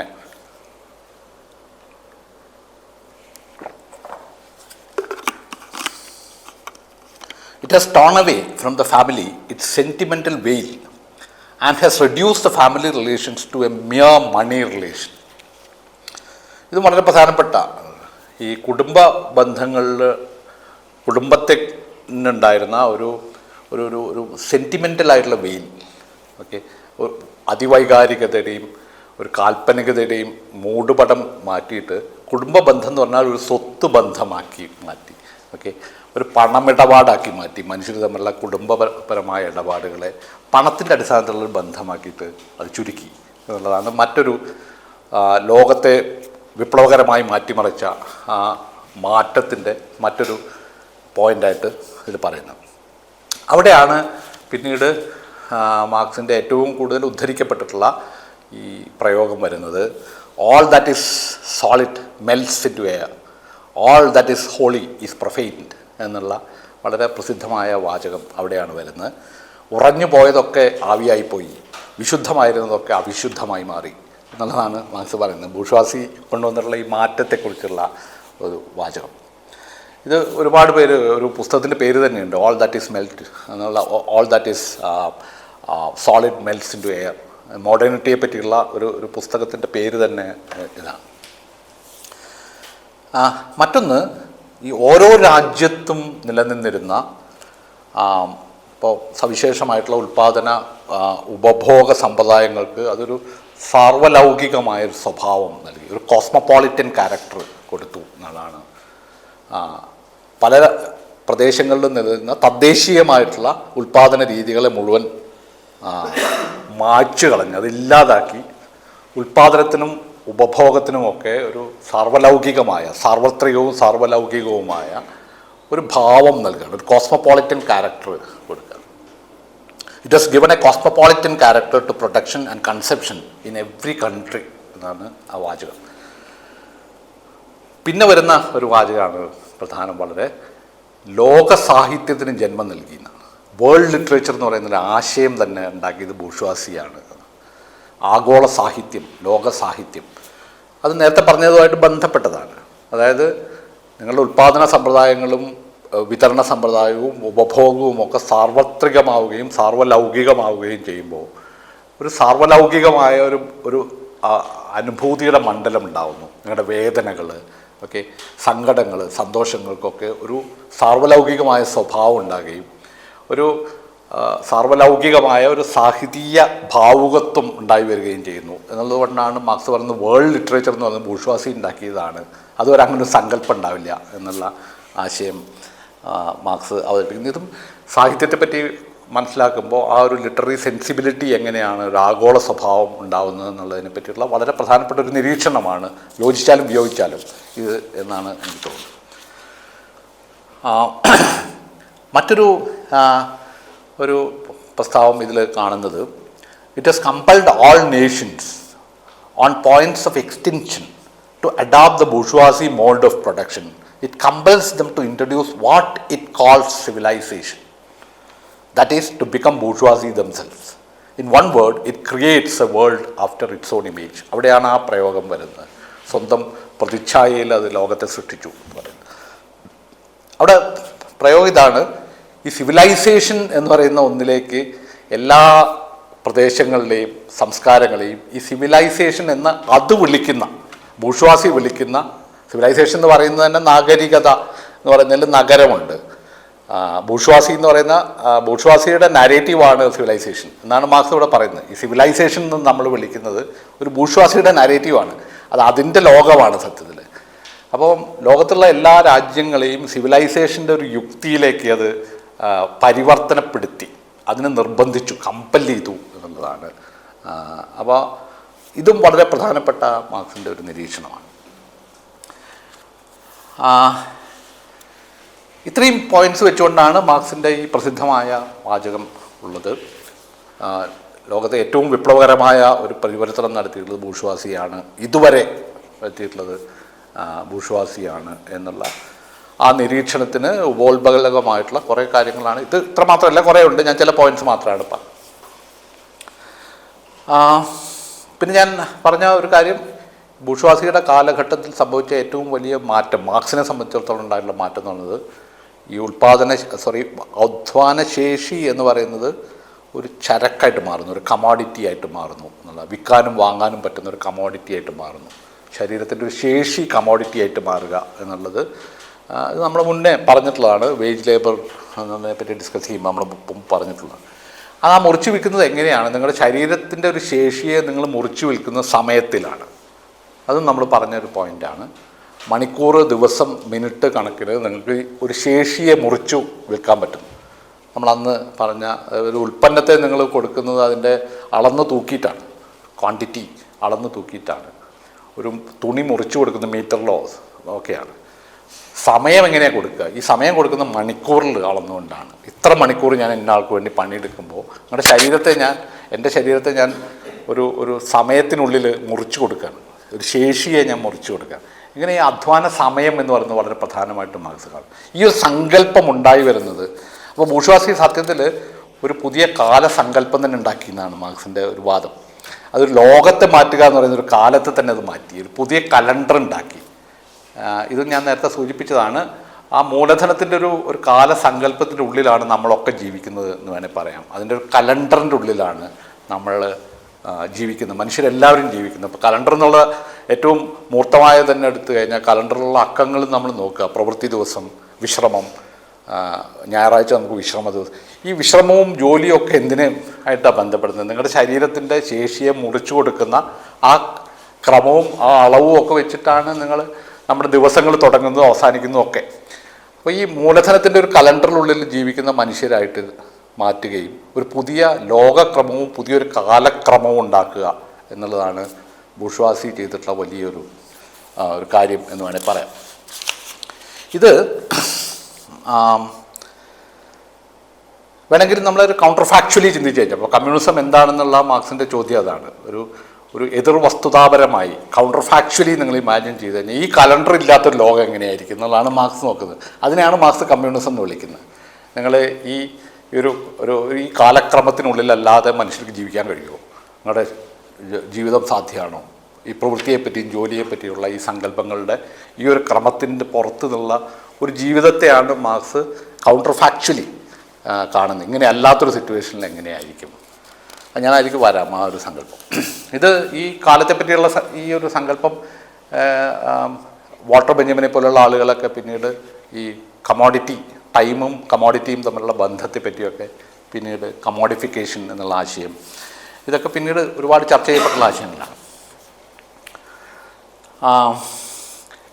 ഈ മൂലധനത്തിൻ്റെ കലണ്ടർ, ഈ വാച്ചൊന്നും മാർക്സ് ഉപയോഗിക്കുന്നതല്ല, ഞാനത് ഇതിനു വേണ്ടിയിട്ട് പറയുന്നതാണ്. ഒരു ക്യാപിറ്റലിൻ്റെ കലണ്ടറിനുള്ളിൽ ജീവിക്കുന്ന മനുഷ്യ ജീവികളുടെ ആ ജീവിതത്തിൻ്റെ വളരെ ദാരുണമായിട്ടുള്ളൊരു അവസ്ഥയെ സൂചിപ്പിക്കുന്നതിന് മാർക്സ് ഒരു മിലിറ്ററി മെറ്റഫർ അവിടെ ഉപയോഗിക്കുന്നുണ്ട്. അത് എന്നെ സംബന്ധിച്ചിടത്തോളം വളരെ പ്രധാനമാണ്. ഞാൻ വായിച്ചപ്പോൾ എനിക്ക് വളരെ സ്ട്രൈക്കിംഗ് ആയി തോന്നിയ ഒരു സാധനമാണ്. ഒരു ലോകത്തെ അതൊരു വലിയ ഫാക്ടറിയാക്കി മാറ്റി എന്നാണ് മാർക്സ് പറയുന്നത്. ലോകത്തെ മുഴുവൻ ഒരു ഭീമാകാരമായ ഒരു ഫാക്ടറി ആയിട്ട്, ഒരു വ്യവസായശാലയാക്കി മാറ്റുകയാണ് ബൂർഷ്വാസി ചെയ്യുന്നത്. അപ്പോൾ അതിൽ അതിൻ്റെ സമയനിഷ്ഠയനുസരിച്ച് അതിൽ ശരീരം അർപ്പിക്കുന്ന തൊഴിലാളികൾ ഈ പട്ടാളക്കാരെ പോലെയാണ്. ഓക്കെ, ആ മിലിറ്ററി മെറ്റഫറാണ് അവിടെ ഉപയോഗിക്കുന്നത്. അതായത് അവരുടെ ചലനത്തിൻ്റെ ചിട്ടയും അതിൻ്റെ താളവും ഒക്കെ യന്ത്രസമാനമായിട്ടാണ്. മനുഷ്യരിങ്ങനെ യന്ത്രങ്ങളായിട്ട് പ്രവർത്തിക്കുന്ന, ലോകത്തെ മുഴുവൻ മനുഷ്യരിങ്ങനെ യന്ത്രങ്ങളെപ്പോലെ പ്രവർത്തിക്കുന്ന വലിയൊരു ഫാക്ടറിയെ സങ്കല്പിച്ചാൽ അതാണ് ബൂർഷ്വാസി ഉണ്ടാക്കിയ ലോകം എന്നാണ് ആ മെറ്റഫറിലൂടെ മാർക്സ് പറയാൻ ശ്രമിക്കുന്നത്. അവിടെ ഉപയോഗിക്കുന്നൊരു വാചകമുണ്ട്: masses of labourers crowded into a factory are organised like soldiers. ഒന്ന്. രണ്ടാമത്, not only they are the slaves of the bourgeoisie class and of the bourgeois state, they are daily and hourly enslaved by the machine എന്നാണ് marks ഉപയോഗിക്കുന്ന ഒരു വാചകം. മണിക്കൂർ കണക്കിന്, ദിവസക്കണക്കിന് യന്ത്രത്തിന് അടിമപ്പെട്ടുകൊണ്ടിരിക്കുന്ന ജീവികളാണ് ഇവിടെ ഉണ്ടാകുന്നത്. ബൂർഷ്വാ സ്റ്റേറ്റിന് മാത്രമല്ല, ഒരു ബൂർഷ്വാ ക്ലാസ്സിന് മാത്രമല്ല അടിമപ്പെടുന്നത്, നിങ്ങൾ മെഷീനും അടിമപ്പെടുകയാണ് എന്നുള്ളതാണ് മാർക്സ് ഉപയോഗിക്കുന്ന വാചകം. ഇത് പെട്ടെന്ന് എനിക്ക് ഓർമ്മ വന്നത്, ഈ ഐസൻസ്റ്റീൻ ഈ ദസ് കാപ്പിറ്റലിനെ പറ്റിയൊരു സിനിമ ഉണ്ടാക്കാനൊരു പ്ലാൻ ഉണ്ടായിരുന്നു. ഈ റഷ്യൻ ഫിലിം മേക്കറായിട്ടുള്ള ഐസൻസ്റ്റീൻ. അത്ഭുതകരമായിട്ടുള്ള സംഗതിയാണ്. ദസ് ക്യാപിറ്റൽ സിനിമയാക്കുക എന്നൊരു മോഹം ഉണ്ടായിരുന്നു പുള്ളിക്ക്. നടന്നില്ല. പക്ഷേ അതിൻ്റെ സ്ക്രിപ്റ്റ് ആലോചനയിൽ വന്നുള്ള സ്ക്രിപ്റ്റിൽ മുഴുവൻ ഈ ഫാക്ടറി വെച്ചിട്ടാണ് ഇത് ചെയ്യുന്നത്. ഇത് ഫാക്ടറിയാണ് പുള്ളി അതിൻ്റെ ഒരു വിഷ്വൽ ഇതായിട്ട് എടുക്കുന്നത്. ഫാക്ടറി ഇതിൽ നിന്ന് തുടങ്ങുക എന്നുള്ളതാണ്. അപ്പം അത് വളരെ പ്രധാനമാണ്. ഇപ്പം ദസ് ക്യാപിറ്റലിൻ്റെ ഒരു അധ്യായം തന്നെ ദ വർക്കിംഗ് ഡേ എന്ന് പറയുന്നത് അതായിരിക്കും ഒരു പക്ഷേ ഐസൻസ്റ്റീൻ ഏറ്റവും പ്രധാനമായിട്ട് എടുത്തിട്ടുണ്ടാവും അതെനിക്ക് തോന്നുന്നു. കാരണം ഈ ഫാക്ടറി എങ്ങനെയാണ് ലോകം ഒരു ഫാക്ടറി ആയി മാറുന്നു എന്നുള്ള ഇൻഡസ്ട്രിയൽ റവല്യൂഷൻ്റെ ആ തുടക്കത്തിൽ ഇപ്പോഴുള്ള ഫാക്ടറിയുടെ സങ്കല്പമായിരിക്കില്ല മറ്റത്. വളരെ ഭീമാകാരമായ യന്ത്രങ്ങളും അതിൻ്റെ കോക്സ് ആയിട്ട് മനുഷ്യർ മാറുന്നു എന്നുള്ള ആ ഒരു സങ്കല്പമാണ് അവിടെ അവതരിപ്പിക്കാൻ ശ്രമിക്കുന്നത്. ഇനി ഇതിനൊരു മറുവശം മാർക്സ് പറയുന്നത് പ്രധാനമാണ്. ഇതിനൊരു മറുവശമുണ്ട്. ഇതിനൊരു മറുവശം എന്ന് പറഞ്ഞാൽ ഇങ്ങനെ ആളുകളൊക്കെ ഒരു ഫാക്ടറിയുടെ ഉള്ളിൽ യന്ത്രസമാനമായി പണിയെടുക്കുന്ന ആളുകളായിട്ട് മാറുകയും ചെയ്യുന്നതോടുകൂടി ഇവരൊരു സംഘാടനം നടക്കുന്നുണ്ട്. ഇവർ ഒറ്റപ്പെട്ട മനുഷ്യരല്ല, ഇവരൊക്കെ ഒരുമിക്കുന്നുണ്ട്. ഒരു അസോസിയേഷൻ ഉണ്ടാവുന്നുണ്ട്.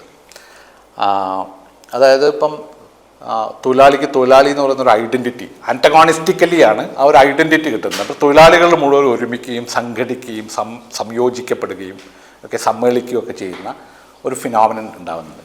അവിടെയാണ് വീണ്ടും മാർക്സിൻ്റെ പ്രസിദ്ധമായ ഒരു വാചകം, ബൂർഷ്വാസി അവരുടെ തന്നെ ശവക്കുഴി തോണ്ടുന്നവർ ആണ് ഉണ്ടാക്കിയിട്ടുള്ളത് എന്നാണ്. ഗ്രേവ് ഡിക്കേഴ്സ് എന്ന് പറയുന്ന വാചകം. Development of modern industry therefore cuts under its feet the very foundation on which the bourgeois produces and appropriates products. What the bourgeoisie therefore produces above all is its own grave diggers. അതിൻ്റെ തന്നെ ശവക്കുഴി തോണ്ടുന്നവരെയാണ് bourgeoisie ഉണ്ടാക്കിക്കൊണ്ടിരിക്കുന്നത് എന്നുള്ളൊരു observation അവിടെ നടന്നു. ഇപ്പം പറഞ്ഞ കാര്യങ്ങളുമായി ബന്ധപ്പെട്ട കുറേ കാര്യങ്ങൾ പോയിൻറ്റ്സ് പിന്നീട് ഇപ്പോൾ സമകാല സിദ്ധാന്ത സങ്കേതങ്ങളിലും ശ്രമങ്ങളിലും ഒക്കെ ഉപയോഗിക്കുന്ന കുറേ കാര്യങ്ങളുണ്ട്. ചില വിമർശനങ്ങളും ഒക്കെ ഉണ്ട്. അത് ഞാൻ അതിലേക്ക് പോകുന്നില്ല. പക്ഷേ അതിൽ ഒരു 4 പോയിൻറ്റ്സ് പെട്ടെന്ന് എനിക്ക് പറയണമെന്ന് തോന്നുന്നു ഇവിടെ പ്രധാനമായിട്ട്. ഒന്ന്, ഈ തൊഴിലാളിക്ക് മാത്രം ഒരു വിപ്ലവത്തിൻ്റെ കർത്തൃത്വം ഏൽപ്പിക്കുന്ന ഒരു രീതി മാർക്സിലുണ്ട്. തൊഴിലാളിയാണ് ഈ ലോകത്തെ മുഴുവൻ മാറ്റാൻ പോകുന്നൊരു ശക്തി. അതിൻ്റെ ഏജൻസി, റവല്യൂഷണറി ഏജൻസിയുള്ള ഒന്ന് തൊഴിലാളി, അതൊന്ന് ഇൻഡസ്ട്രിയൽ ആ അർത്ഥത്തിലുള്ള തൊഴിലാളുന്ന ആളുകളൊക്കെയാണ് എന്നുള്ളൊരു സങ്കല്പം മാർക്സ് അവതരിപ്പിക്കുന്നു. ഒന്ന്, അത് പ്രശ്നവത്തായിട്ടുള്ളൊരു സങ്കല്പമായിട്ട് വേണേൽ നമുക്ക് തോന്നാം. പലരും അതിനെ വിമർശിക്കുന്നുണ്ട്. മറ്റൊന്ന്, ഒരു ക്ലാസിൻ്റെ യുക്തിയിലേക്ക് എല്ലാറ്റിനും റെഡ്യൂസ് ചെയ്യുക. ക്ലാസ് എന്ന് പറയുന്ന സങ്കല്പം ഒരു ക്ലാസിസം എന്ന് വേണമെങ്കിൽ പറയാം. ഒരു നിഷ്ഠമായ ഒരു വാദം, വർഗത്തിൽ അടിസ്ഥാനപ്പെടുത്തി എല്ലാറ്റിനെയും കാണുക, സകല വൈരുദ്ധ്യങ്ങളെയും നിങ്ങൾ വർഗവൈരുദ്ധ്യങ്ങളിലേക്ക് റിഡ്യൂസ് ചെയ്യുക എന്നുള്ള ക്ലാസ് റിഡക്ഷനിസം എന്നൊക്കെ പറയുന്ന ഒന്ന് മാർക്സിൻ്റെ ഈ മാർക്സ് എംഗൽസ് ഈ മാനിഫെസ്റ്റോൻ്റെ ഈ പ്രസ്താവങ്ങളിലൊക്കെ ഉള്ളതായിട്ട് വേണമെങ്കിൽ പറയാം. മറ്റൊന്ന് വേണമെങ്കിൽ ഞാനത് പരിശോധിക്കുന്നില്ല, ഞാൻ വെറുതെ പറയുകയാണ് ചില പോയിൻറ്റ്സ്. മറ്റൊന്നൊരു പ്രോലിറ്റേറിയനൈസേഷൻ എന്ന് പറയുന്ന ആശയം മാർക്സ്, എല്ലാ വർഗവും അവസാനം പ്രോലിറ്റേറിയനൈസ് ചെയ്യപ്പെടും. ബൂർഷ്വാസിക്കെതിരെ നിൽക്കുന്ന എല്ലാ പല രംഗങ്ങളിൽ പല രീതിയിൽ പ്രവർത്തിക്കുന്ന ആളുകളൊക്കെ അവസാനം നിസ്വരായി മാറും, പ്രോലിറ്റേറിയൻസായി മാറും. അല്ലാതെ വേറെ വഴിയില്ല. ഇപ്പം നിങ്ങളൊരു കച്ചവടം തുടങ്ങി കുറച്ച് പൈസ ഉണ്ടാക്കുന്ന അവസാനം ഈ പൈസ ഇല്ലാതാവുകയും കച്ചവടം പിന്നെ സ്ഥാപനം പൂട്ടിപ്പോവുകയും അവസാനം നിങ്ങൾ കൂലിപ്പണിയായിട്ട് മാറുകയും ചെയ്യുന്ന രീതിയിൽ ലോകത്തുള്ള ബൂർഷ്വാസിക്കെതിരെ നിൽക്കുന്ന എല്ലാവരും അവസാനം സംഭവിക്കാതെ പ്രോലിറ്റേറിയനൈസ് ചെയ്യപ്പെടും എന്നുള്ള ഒരു നിരീക്ഷണം ഇത് എത്രത്തോളം ശരിയാണ്, അല്ലെങ്കിൽ അതിൻ്റെ സാങ്കത്യത്തെ പറ്റിയൊക്കെ പരിശോധിക്കാവുന്നതാണ്. മറ്റൊന്ന്, മാർക്സ് പറയുന്ന ഈ പ്രോലിറ്റേറിയൻ അല്ലാത്തൊരു വിഭാഗത്തെ പറ്റിയാണ്. അത് നമ്മൾ ലുംബൻ അല്ലെങ്കിൽ ലംബൻ പ്രോലിറ്റേറിയറ്റ് എന്ന് പറയുന്നൊരു വിഭാഗത്തെ പറ്റിയുള്ള ഒരു സൂചന മാർക്സിലുണ്ട്. ലംബൻ അല്ലെങ്കിൽ ലുംബൻ എന്ന് പറയുന്നത് ഈ തൊഴിലാളികളല്ല ശരിക്കും. അവർ എന്നാൽ തൊഴിൽ ചെയ്യും, പക്ഷെ തൊഴിലാളി ആവുന്നില്ല. എന്നാൽ അതിൽ പിന്നെ തൊഴിലെടുക്കാൻ മടിയുള്ള ആളുകളുണ്ട്. ഓക്കെ, മടിയന്മാരായിട്ടുള്ള ആളുകളുണ്ട്. അതുപോലെ തന്നെ പിടിച്ചുപറിക്കാരുണ്ട്, ഗുണ്ടകളുണ്ട്, തെമ്മാടികളുണ്ട്, കൂട്ടിക്കൊടുപ്പുകാരുണ്ട്. ഇതൊക്കെ കൂടിയതാണ് ഈ ലോകം എന്ന് പറയുന്നത്. അവർ തൊഴിലാളികളൊന്നല്ല. അവർ തൊഴിൽ ചെയ്യുക എന്നുള്ള തൊഴിൽ ചെയ്യാൻ ഒരു താല്പര്യമില്ലാത്ത, പണിയെടുക്കാൻ ഒരു താല്പര്യമില്ലാത്ത, നമ്മുടെ സനിൽ ഉപയോഗിക്കുന്ന വാക്ക് അലമ്പൻ എന്നാണ് മലയാളത്തിൽ. അങ്ങനെ ലംബനായിട്ടുള്ള ഒരു വലിയൊരു വിഭാഗം ഉണ്ട്. മാർക്സ് പറയുന്ന അവർക്ക് റവല്യൂഷണറി ആയിട്ടുള്ളൊരു ഏജൻസി ഒന്നും ഇല്ലാത്ത ആൾക്കാരാണ്. കാരണം അവർക്ക് ഇതിൽ താല്പര്യമില്ല, ഈ ഉൽപ്പാദന പ്രവൃത്തിയിൽ പങ്കെടുക്കാൻ തന്നെ താല്പര്യമില്ല. വൃത്തിയില്ലെങ്കിൽ വേണേൽ ഒന്നും പണിയെടുക്കാതെ കഴിഞ്ഞാൽ പിന്നെ ഇതൊക്കെ വിട്ട് പോകും. റിച്ചർഡ് ഓഫ് ദ എർത്ത് എന്ന് പറയുന്ന ഫാനൻ്റെ ആ പ്രയോഗം. അങ്ങനത്തെ ഒരു വലിയ വിഭാഗത്തെ മാർക്സ് കാണുന്നത് ഈ ഒരു ഏജൻസിയും ഇല്ലാത്ത, റവല്യൂഷണറി ഏജൻസി ഒന്നും ഇല്ലാത്ത ഒന്നായിട്ടാണ്. പക്ഷേ അത് എത്രത്തോളം ശരിയാണ്? ഇപ്പം പുതിയ കാലഘട്ടത്തിൽ ഒരു പക്ഷേ അതാണ് ഏറ്റവും റവല്യൂഷണറി ഏജൻസി ഉള്ള, അല്ലെങ്കിൽ ഒരു സിസ്റ്റത്തിനെ തന്നെ അട്ടിമറിക്കാൻ കെൽപ്പുള്ളൊരു വിഭാഗമായിട്ട് മാറുക ചിലപ്പോൾ ഈ ലുംബൻ എലിമെൻറ്റ്സ് ആണ് എന്നുള്ള വാദമുണ്ട്. ഇപ്പോൾ പോസ്റ്റ് മാർക്സിസ്റ്റുകൾ, ലക്ലൗ, മാഫെ ഇങ്ങനെയുള്ള ആൾക്കാരൊക്കെ പറയുന്നത്. കാരണം അതിന് കൂടുതൽ ഒരു പൊട്ടൻഷ്യൽ ഉണ്ട് എന്നുള്ള പറയാൻ കാരണം അത് വ്യവസ്ഥയുടെ ഒരു ലോജിക്കിനുള്ളിലേക്ക് വെട്ടിച്ചുരുക്കാൻ പറ്റാത്തൊരു സാധനമാണ്. അത് റാഡിക്കൽ അതറാണ്, വ്യവസ്ഥയുടെ പുറത്ത് നിൽക്കുന്നൊരു സാധനമാണ്. അപ്പോൾ ഈ വ്യവസ്ഥയെ അട്ടിമറിക്കാനുള്ളൊരു ശേഷി കൈവരാൻ പോകുന്ന അവർക്കായിരിക്കും അവസാനം എന്നുള്ള വാദങ്ങൾ ഉണ്ട്. ഇതുമായിട്ട് പരിശോധിക്കേണ്ട കാര്യങ്ങളാണ്. ഞാനതിലേക്ക് കൂടുതൽ പോകുന്നില്ല. ഇനിയുള്ള ഭാഗത്ത് ഒരു ഭാഗമാണ് നമ്മളിപ്പോൾ ഡിസ്കസ് ചെയ്തത്. മാനിഫെസ്റ്റോൻ്റെ ഈ ആദ്യത്തെ ഭാഗത്തിൻ്റെ ചില പ്രധാനപ്പെട്ട പോയിൻറ്റ്സാണ് നമ്മൾ നോക്കിയത്.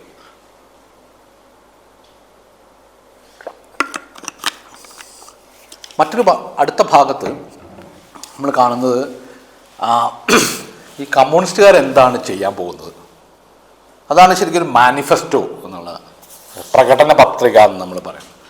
എന്താണ് വാസ്തവത്തിൽ കമ്മ്യൂണിസ്റ്റുകാർ ചെയ്യാൻ പോകുന്നത് എന്നാണ് മാർക്സും എംഗൽസും പറയാൻ ശ്രമിക്കുന്ന ഒരു കാര്യം.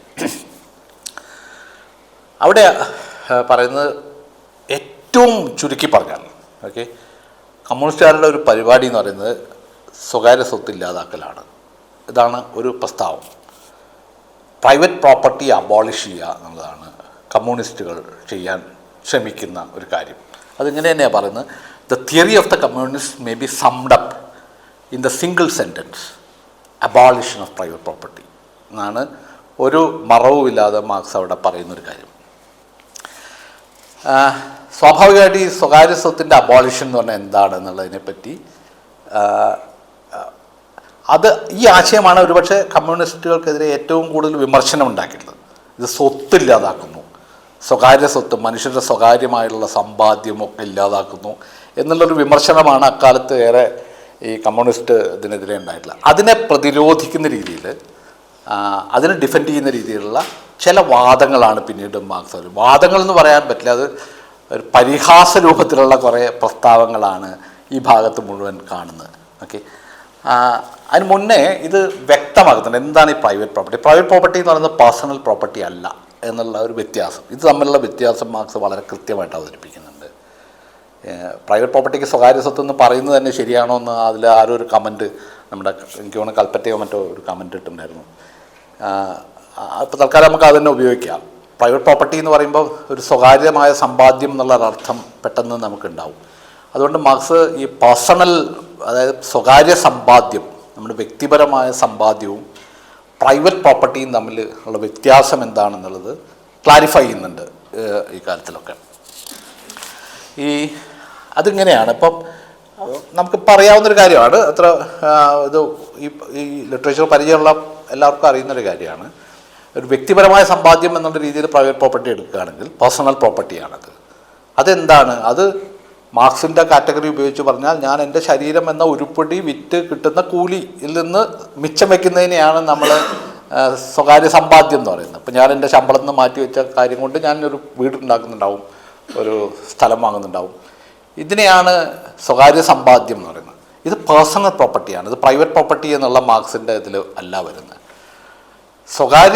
ഈ പ്രൈവറ്റ് പ്രോപ്പർട്ടി എന്ന് മാർക്സ് ഉപയോഗിക്കുന്നത് അത് വളരെ ക്ലിയറായിട്ട്, കാരണം ഈ പേഴ്സണൽ പ്രോപ്പർട്ടി എന്ന് പറയുന്ന സ്വകാര്യ സമ്പാദ്യം എന്ന് പറയുന്നതിൻ്റെ പ്രത്യേകത എന്താ? അത് എനിക്ക് ജീവിക്കാൻ മാത്രം ഉണ്ടാക്കാൻ എൻ്റെ നിലനിൽപ്പിന് മാത്രം ഉപകരിക്കുന്ന ഒരു സാധനമാണിത്. അവസാനം കടത്തിലേക്ക് തന്നെയാണ് പോവുക. കട്ടിച്ച് ജീവിച്ച് പോകാൻ എനിക്ക് കഴിയുന്ന, എന്നെ സഹായിക്കുന്ന ഒരു കാര്യം മാത്രമാണ് എൻ്റെ പേഴ്സണൽ പ്രോപ്പർട്ടി എന്ന് പറയുന്നത്. മാർക്സ് അത് പറയുന്നതാണ്, the average price of the labor power is the minimum wage, that is the quantum of the means of subsistence, which is absolutely requisite to keep the laborer in bare existence as a laborer. പണിയെടുക്കുന്ന ഒരാൾക്ക് പണിയെടുക്കുന്ന ആളായിട്ട് ജീവിക്കാൻ വേണ്ട അവശ്യം വേണ്ട ചില കാര്യങ്ങൾ നിറവേറ്റാൻ മാത്രം കിട്ടുന്നൊരു കാര്യമാണ് നമ്മുടെ കൂലി എന്ന് പറയുന്നത്. ശമ്പളം എന്നോ കൂലി എന്നൊക്കെ നമ്മൾ വിളിക്കുന്നത്. അതിൽ നിന്ന് മിച്ചം വയ്ക്കുന്നതിനെയാണ് നമ്മുടെ സമ്പാദ്യം എന്ന് നമ്മൾ പറയുന്നത്. നേരെ മറിച്ച് സ്വകാര്യ സ്വത്ത് അല്ലെങ്കിൽ പ്രൈവറ്റ് പ്രോപ്പർട്ടി, അതിൻ്റെ സ്വകാര്യ സ്വത്ത് എന്നുള്ള ട്രാൻസ്ലേഷൻ അവിടെ നിൽക്കട്ടെ, അതിൻ്റെ പ്രശ്നം സ്വകാര്യം എന്നുള്ളതിൻ്റെ അവിടെ നിൽക്കട്ടെ. പ്രൈവറ്റ് പ്രോപ്പർട്ടി എന്ന് പറയുന്നത് എന്താണ്? അത്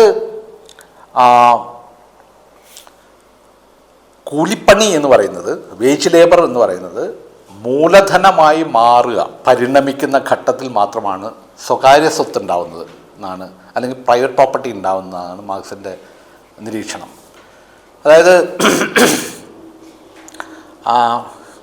അപ്പോൾ ആ അർത്ഥത്തിൽ നോക്കിയാൽ അതൊരു വ്യക്തിപരമായ സാധനമല്ല, അത് സാമൂഹ്യമായിട്ടുള്ള ഒന്നാണ്. ഓക്കെ, ഒരു സമൂഹത്തിലെ അംഗങ്ങളുടെ സംയുക്തമായ ഒരു കർമ്മം കൊണ്ട് ഉണ്ടാവുന്ന ഒന്നാണ് പ്രൈവറ്റ് പ്രോപ്പർട്ടി അല്ലെങ്കിൽ മൂലധനം. പ്രൈവറ്റ് പ്രോപ്പർട്ടി എന്ന് പറഞ്ഞാൽ മൂലധനം തന്നെയാണ് എന്നർത്ഥം. അതായത് ഉൽപ്പാദന ഉപകരണങ്ങളുടെ സ്വന്തമാകുമ്പോഴാണ് നിങ്ങൾക്ക് പ്രൈവറ്റ് പ്രോപ്പർട്ടി ഉണ്ടാവുന്നത്. ഉൽപ്പാദന ഉപകരണങ്ങൾ സ്വന്തമാവുക, പേഴ്സണൽ പ്രോപ്പർട്ടി അല്ല അത് എന്നർത്ഥം. അപ്പോൾ അതൊരു സാമൂഹ്യമായ ഒരു പവറാണ് എന്നാണ് മാർക്സ് പറയുക. Capital is A social power. അതൊരു പേഴ്സണലായിട്ടുള്ള ഒന്നല്ല, അത് സോഷ്യൽ പവറാണ്. മനുഷ്യരുടെ സംയുക്തമായ കർമ്മത്തിൻ്റെ ഫലമായി, പ്രവൃത്തികളുടെ ഫലമായി ചലനാത്മകമാവുന്ന ഒന്നിനെയാണ് ക്യാപിറ്റൽ എന്ന്. അപ്പോൾ സത്യത്തിൽ പ്രൈവറ്റ് പ്രോപ്പർട്ടി എന്ന് പറഞ്ഞാൽ ക്യാപിറ്റൽ. ഇപ്പോൾ പ്രൈവറ്റ് പ്രോപ്പർട്ടി അബോളിഷ് ചെയ്യുക എന്ന് പറഞ്ഞാൽ ക്യാപിറ്റൽ അബോളിഷ് ചെയ്യുക എന്നുള്ളതാണ്, അല്ലാതെ പേഴ്സണൽ പ്രോപ്പർട്ടി ഇല്ലാതാക്കുക എന്നുള്ളതല്ല എന്നുള്ളൊരു വളരെ കൃത്യമായ ഒരു വ്യത്യാസം മാർക്സ് എംഗൽസും ഈ മാനിഫെസ്റ്റോയിൽ അവതരിപ്പിക്കുന്നുണ്ട്. ഇനി അതിനുള്ള വിമർശനങ്ങൾ കമ്മ്യൂണിസ്റ്റുകാർക്കെതിരെ ചിലപ്പോൾ അക്കാലത്തും ഇക്കാലത്തുമുള്ള ഏറ്റവും പ്രധാനപ്പെട്ട ഒരു ആശങ്കയോ വിമർശനമോ ഒക്കെ ഇതാണ്. സ്വത്തിനെതിരാണ്, സ്വത്ത് ബന്ധങ്ങൾക്കെതിരാണ്. സ്വത്തുണ്ടാക്കാൻ പറ്റില്ല ഒരു കമ്മ്യൂണിസ്റ്റ് സൊസൈറ്റിയിൽ, അല്ലെങ്കിൽ ഈ പറഞ്ഞ ഒരു സോഷ്യലിസ്റ്റ് സൊസൈറ്റിയിലുള്ള ഒരു പ്രധാനപ്പെട്ട കാര്യം മനുഷ്യർക്ക് സ്വത്തുണ്ടാക്കാൻ കഴിയും. ഈ ഒരു വിമർശനത്തെ മാർക്സ് വളരെ പരിഹാസത്തോടെ പുച്ഛിച്ച് തള്ളുന്നുണ്ട് മാർക്സ് എംഗൽസ്. അതിൻ്റെ ചില പോയിൻറ്റ്സും കൂടി നമുക്ക് പറയാമെന്ന് തോന്നുന്നു. ഒന്ന്, 3 കാര്യങ്ങളാണ് മാർക്സ് പരിശോധിക്കുന്നത്. ഒന്ന്, കമ്മ്യൂണിസ്റ്റുകൾ ആധുനിക സമൂഹ വ്യവസ്ഥയുടെ തന്നെ അടിസ്ഥാനമായ സ്വത്തവകാശം ഇല്ലാതാക്കാൻ ശ്രമിക്കുന്നു എന്നുള്ളതാണ് ഒരു ആരോപണം. മറ്റൊന്ന്, വ്യക്തിയുടെ സ്വാതന്ത്ര്യം, സ്വത്ത് സമ്പാദിക്കാനുള്ള സ്വാതന്ത്ര്യം, റൈറ്റ് ടു ലിബർട്ടി, സ്വതന്ത്ര ആവാനുള്ള സ്വാതന്ത്ര്യത്തിനുള്ള അവകാശം, ഇതിനെയൊക്കെ കമ്മ്യൂണിസ്റ്റുകാർ ഇല്ലാതാക്കുന്നു എന്നുള്ളതാണ് രണ്ടാമത്തെ ആരോപണം. 3, ഇൻഡിവിജ്വാലിറ്റി എന്ന് പറയുന്നത്, വ്യക്തി എന്ന് പറയുന്നത് തന്നെ ഇല്ലാതാവുന്നു, കൂട്ടത്തിൻ്റെ ഭാഗമായി മാറുന്നു. ഇൻഡിവിജ്വാലിറ്റി ഇല്ലാതാവുന്നു. ഈ 3 ആരോപണങ്ങളെ മാർക്സ് പ്രധാനപ്പെട്ട ആരോപണങ്ങളായിട്ട് എടുത്തിട്ട് അതിന് കൊടുക്കുന്ന മറുപടികളാണ് ബാക്കി ഭാഗത്ത് നമുക്ക് കാണാൻ കഴിയുക.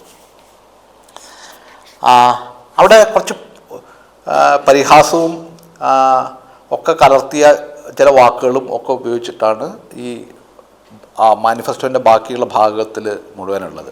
അത് നിങ്ങൾ ഞങ്ങൾ എന്നൊക്കെ പറയുന്ന രീതിയിലുള്ള ഒരു പോളമിക് ആയിട്ടുള്ള രീതിയിലാണ് മാർക്സിൻ്റെ എഴുത്ത് തന്നെ അവിടെ മാറുന്നത്. മാർക്സ് ഞാൻ പറയുമ്പോൾ മാർക്സ് എംഗൽസും കൂടിയിട്ടാണ്, പക്ഷേ അതിൻ്റെ മുഖ്യ പങ്ക് മാർക്സിനാണ് എന്നുള്ളതുകൊണ്ടാണ് ഞാൻ മാർക്സിനും. അപ്പം സ്വത്തില്ലാതാവുന്നു എന്നുള്ളതാണ് ഒരു ഉത്കണ്ഠ. ഓക്കെ, അപ്പം മാർക്സ് ചോദിക്കുന്ന ചോദ്യം എങ്ങനെയാണ്, ആരുടെ സ്വത്തിനെ പറ്റിയാണ് നിങ്ങളുടെ ഉത്കണ്ഠ? ഓക്കെ എന്നുള്ളതാണ് ചോദ്യം. ഓക്കെ, സ്വത്തില്ലാതാവുന്നു എന്നുള്ളതാണ് നിങ്ങളുടെ ഉത്കണ്ഠയെങ്കിൽ സത്യത്തിൽ ആരുടെ സ്വത്തിനെ പറ്റിയാണ് നിങ്ങളുടെ ഉത്കണ്ഠ?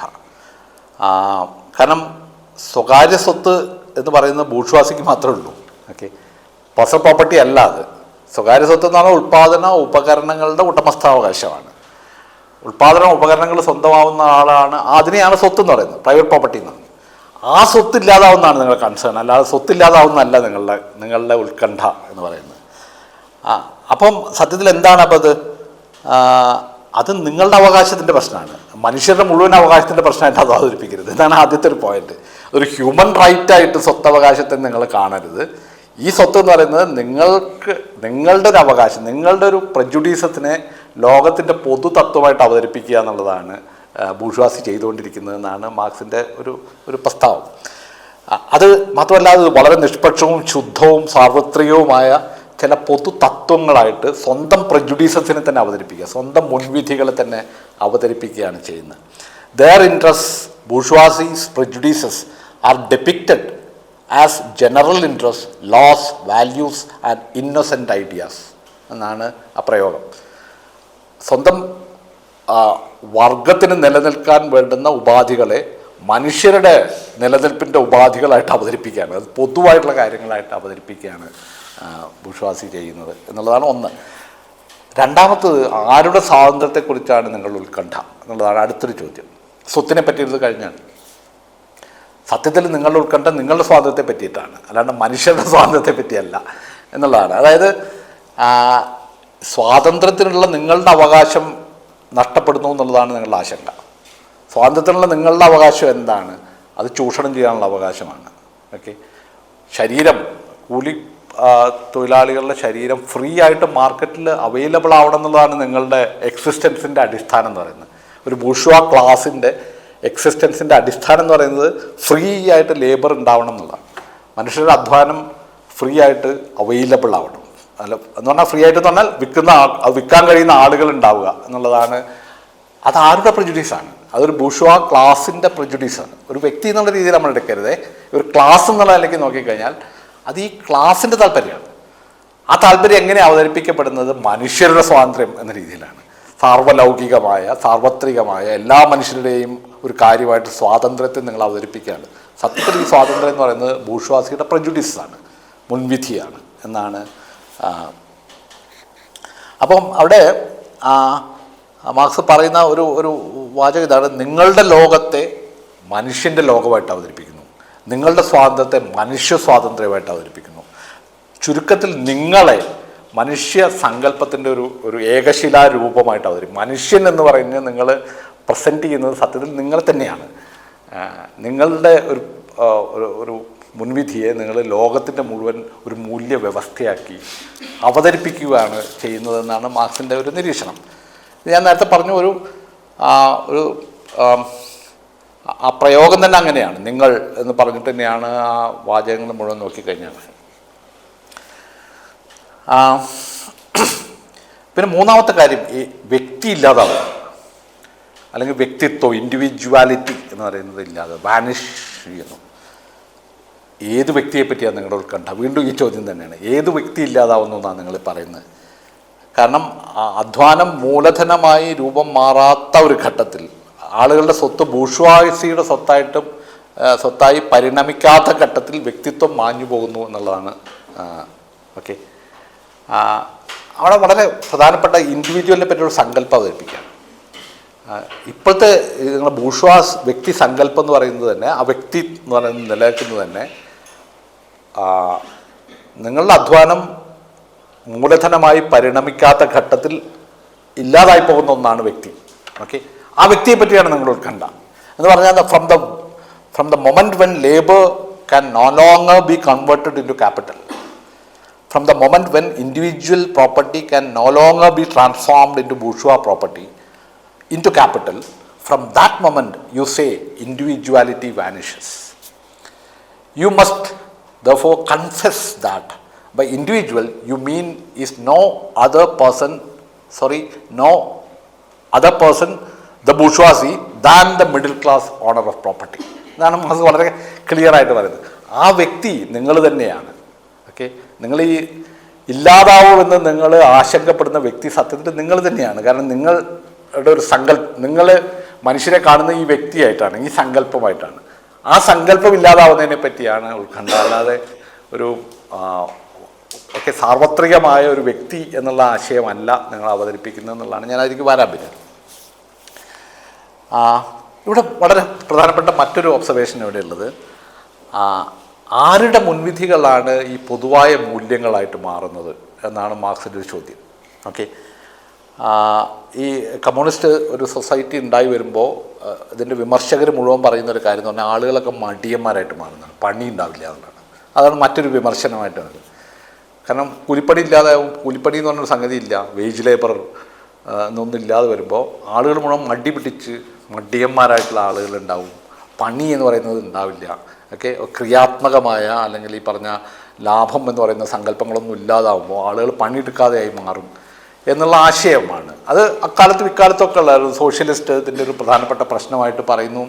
അങ്ങനെ ഒന്നാണല്ലോ, നിങ്ങൾക്കൊരു ഇമ്പറേറ്റീവ് ഇല്ലാതെ വരികയാണ്, ലാഭമില്ലെങ്കിൽ എന്തിനാണ് മനുഷ്യർ പണിയെടുക്കുന്നത്. അപ്പോൾ പണിയില്ലാത്ത ആളുകളുടെ ഒരു കൂട്ടമായിട്ട് സമൂഹം മാറും എന്നുള്ള ഈ ഒരു വിമർശനത്തിന് മാർക്സ് കൊടുക്കുന്നതിന് മറുപടി വളരെ പ്രധാനമാണ്. അതിൽ പറയുന്നത് എങ്ങനെയാണ്, ഇതേ ചോദ്യം തന്നെയാണ്, ഏത് പണി ഇല്ലാതാവുന്നതിനെ പറ്റിയാണ് നിങ്ങളുടെ ഉത്കണ്ഠ. ഈ പണി ആരുടെ, എന്ത് പണിയാണ്? ഈ നിങ്ങൾ പറയുന്ന ഈ പണിക്ക് സ്വകീയമായ എന്തെങ്കിലും മൂല്യമുണ്ടോ? ഓക്കെ, സ്വകീയമായ മൂല്യം എന്ന് പറഞ്ഞാൽ ഇൻട്രൻസിക് ആയിട്ടുള്ള എന്തെങ്കിലും വാല്യൂ ഉള്ള ഒരു പണി ഇല്ലാതാവുന്നു എന്നാണോ നിങ്ങൾ ഈ പറയുന്നത്?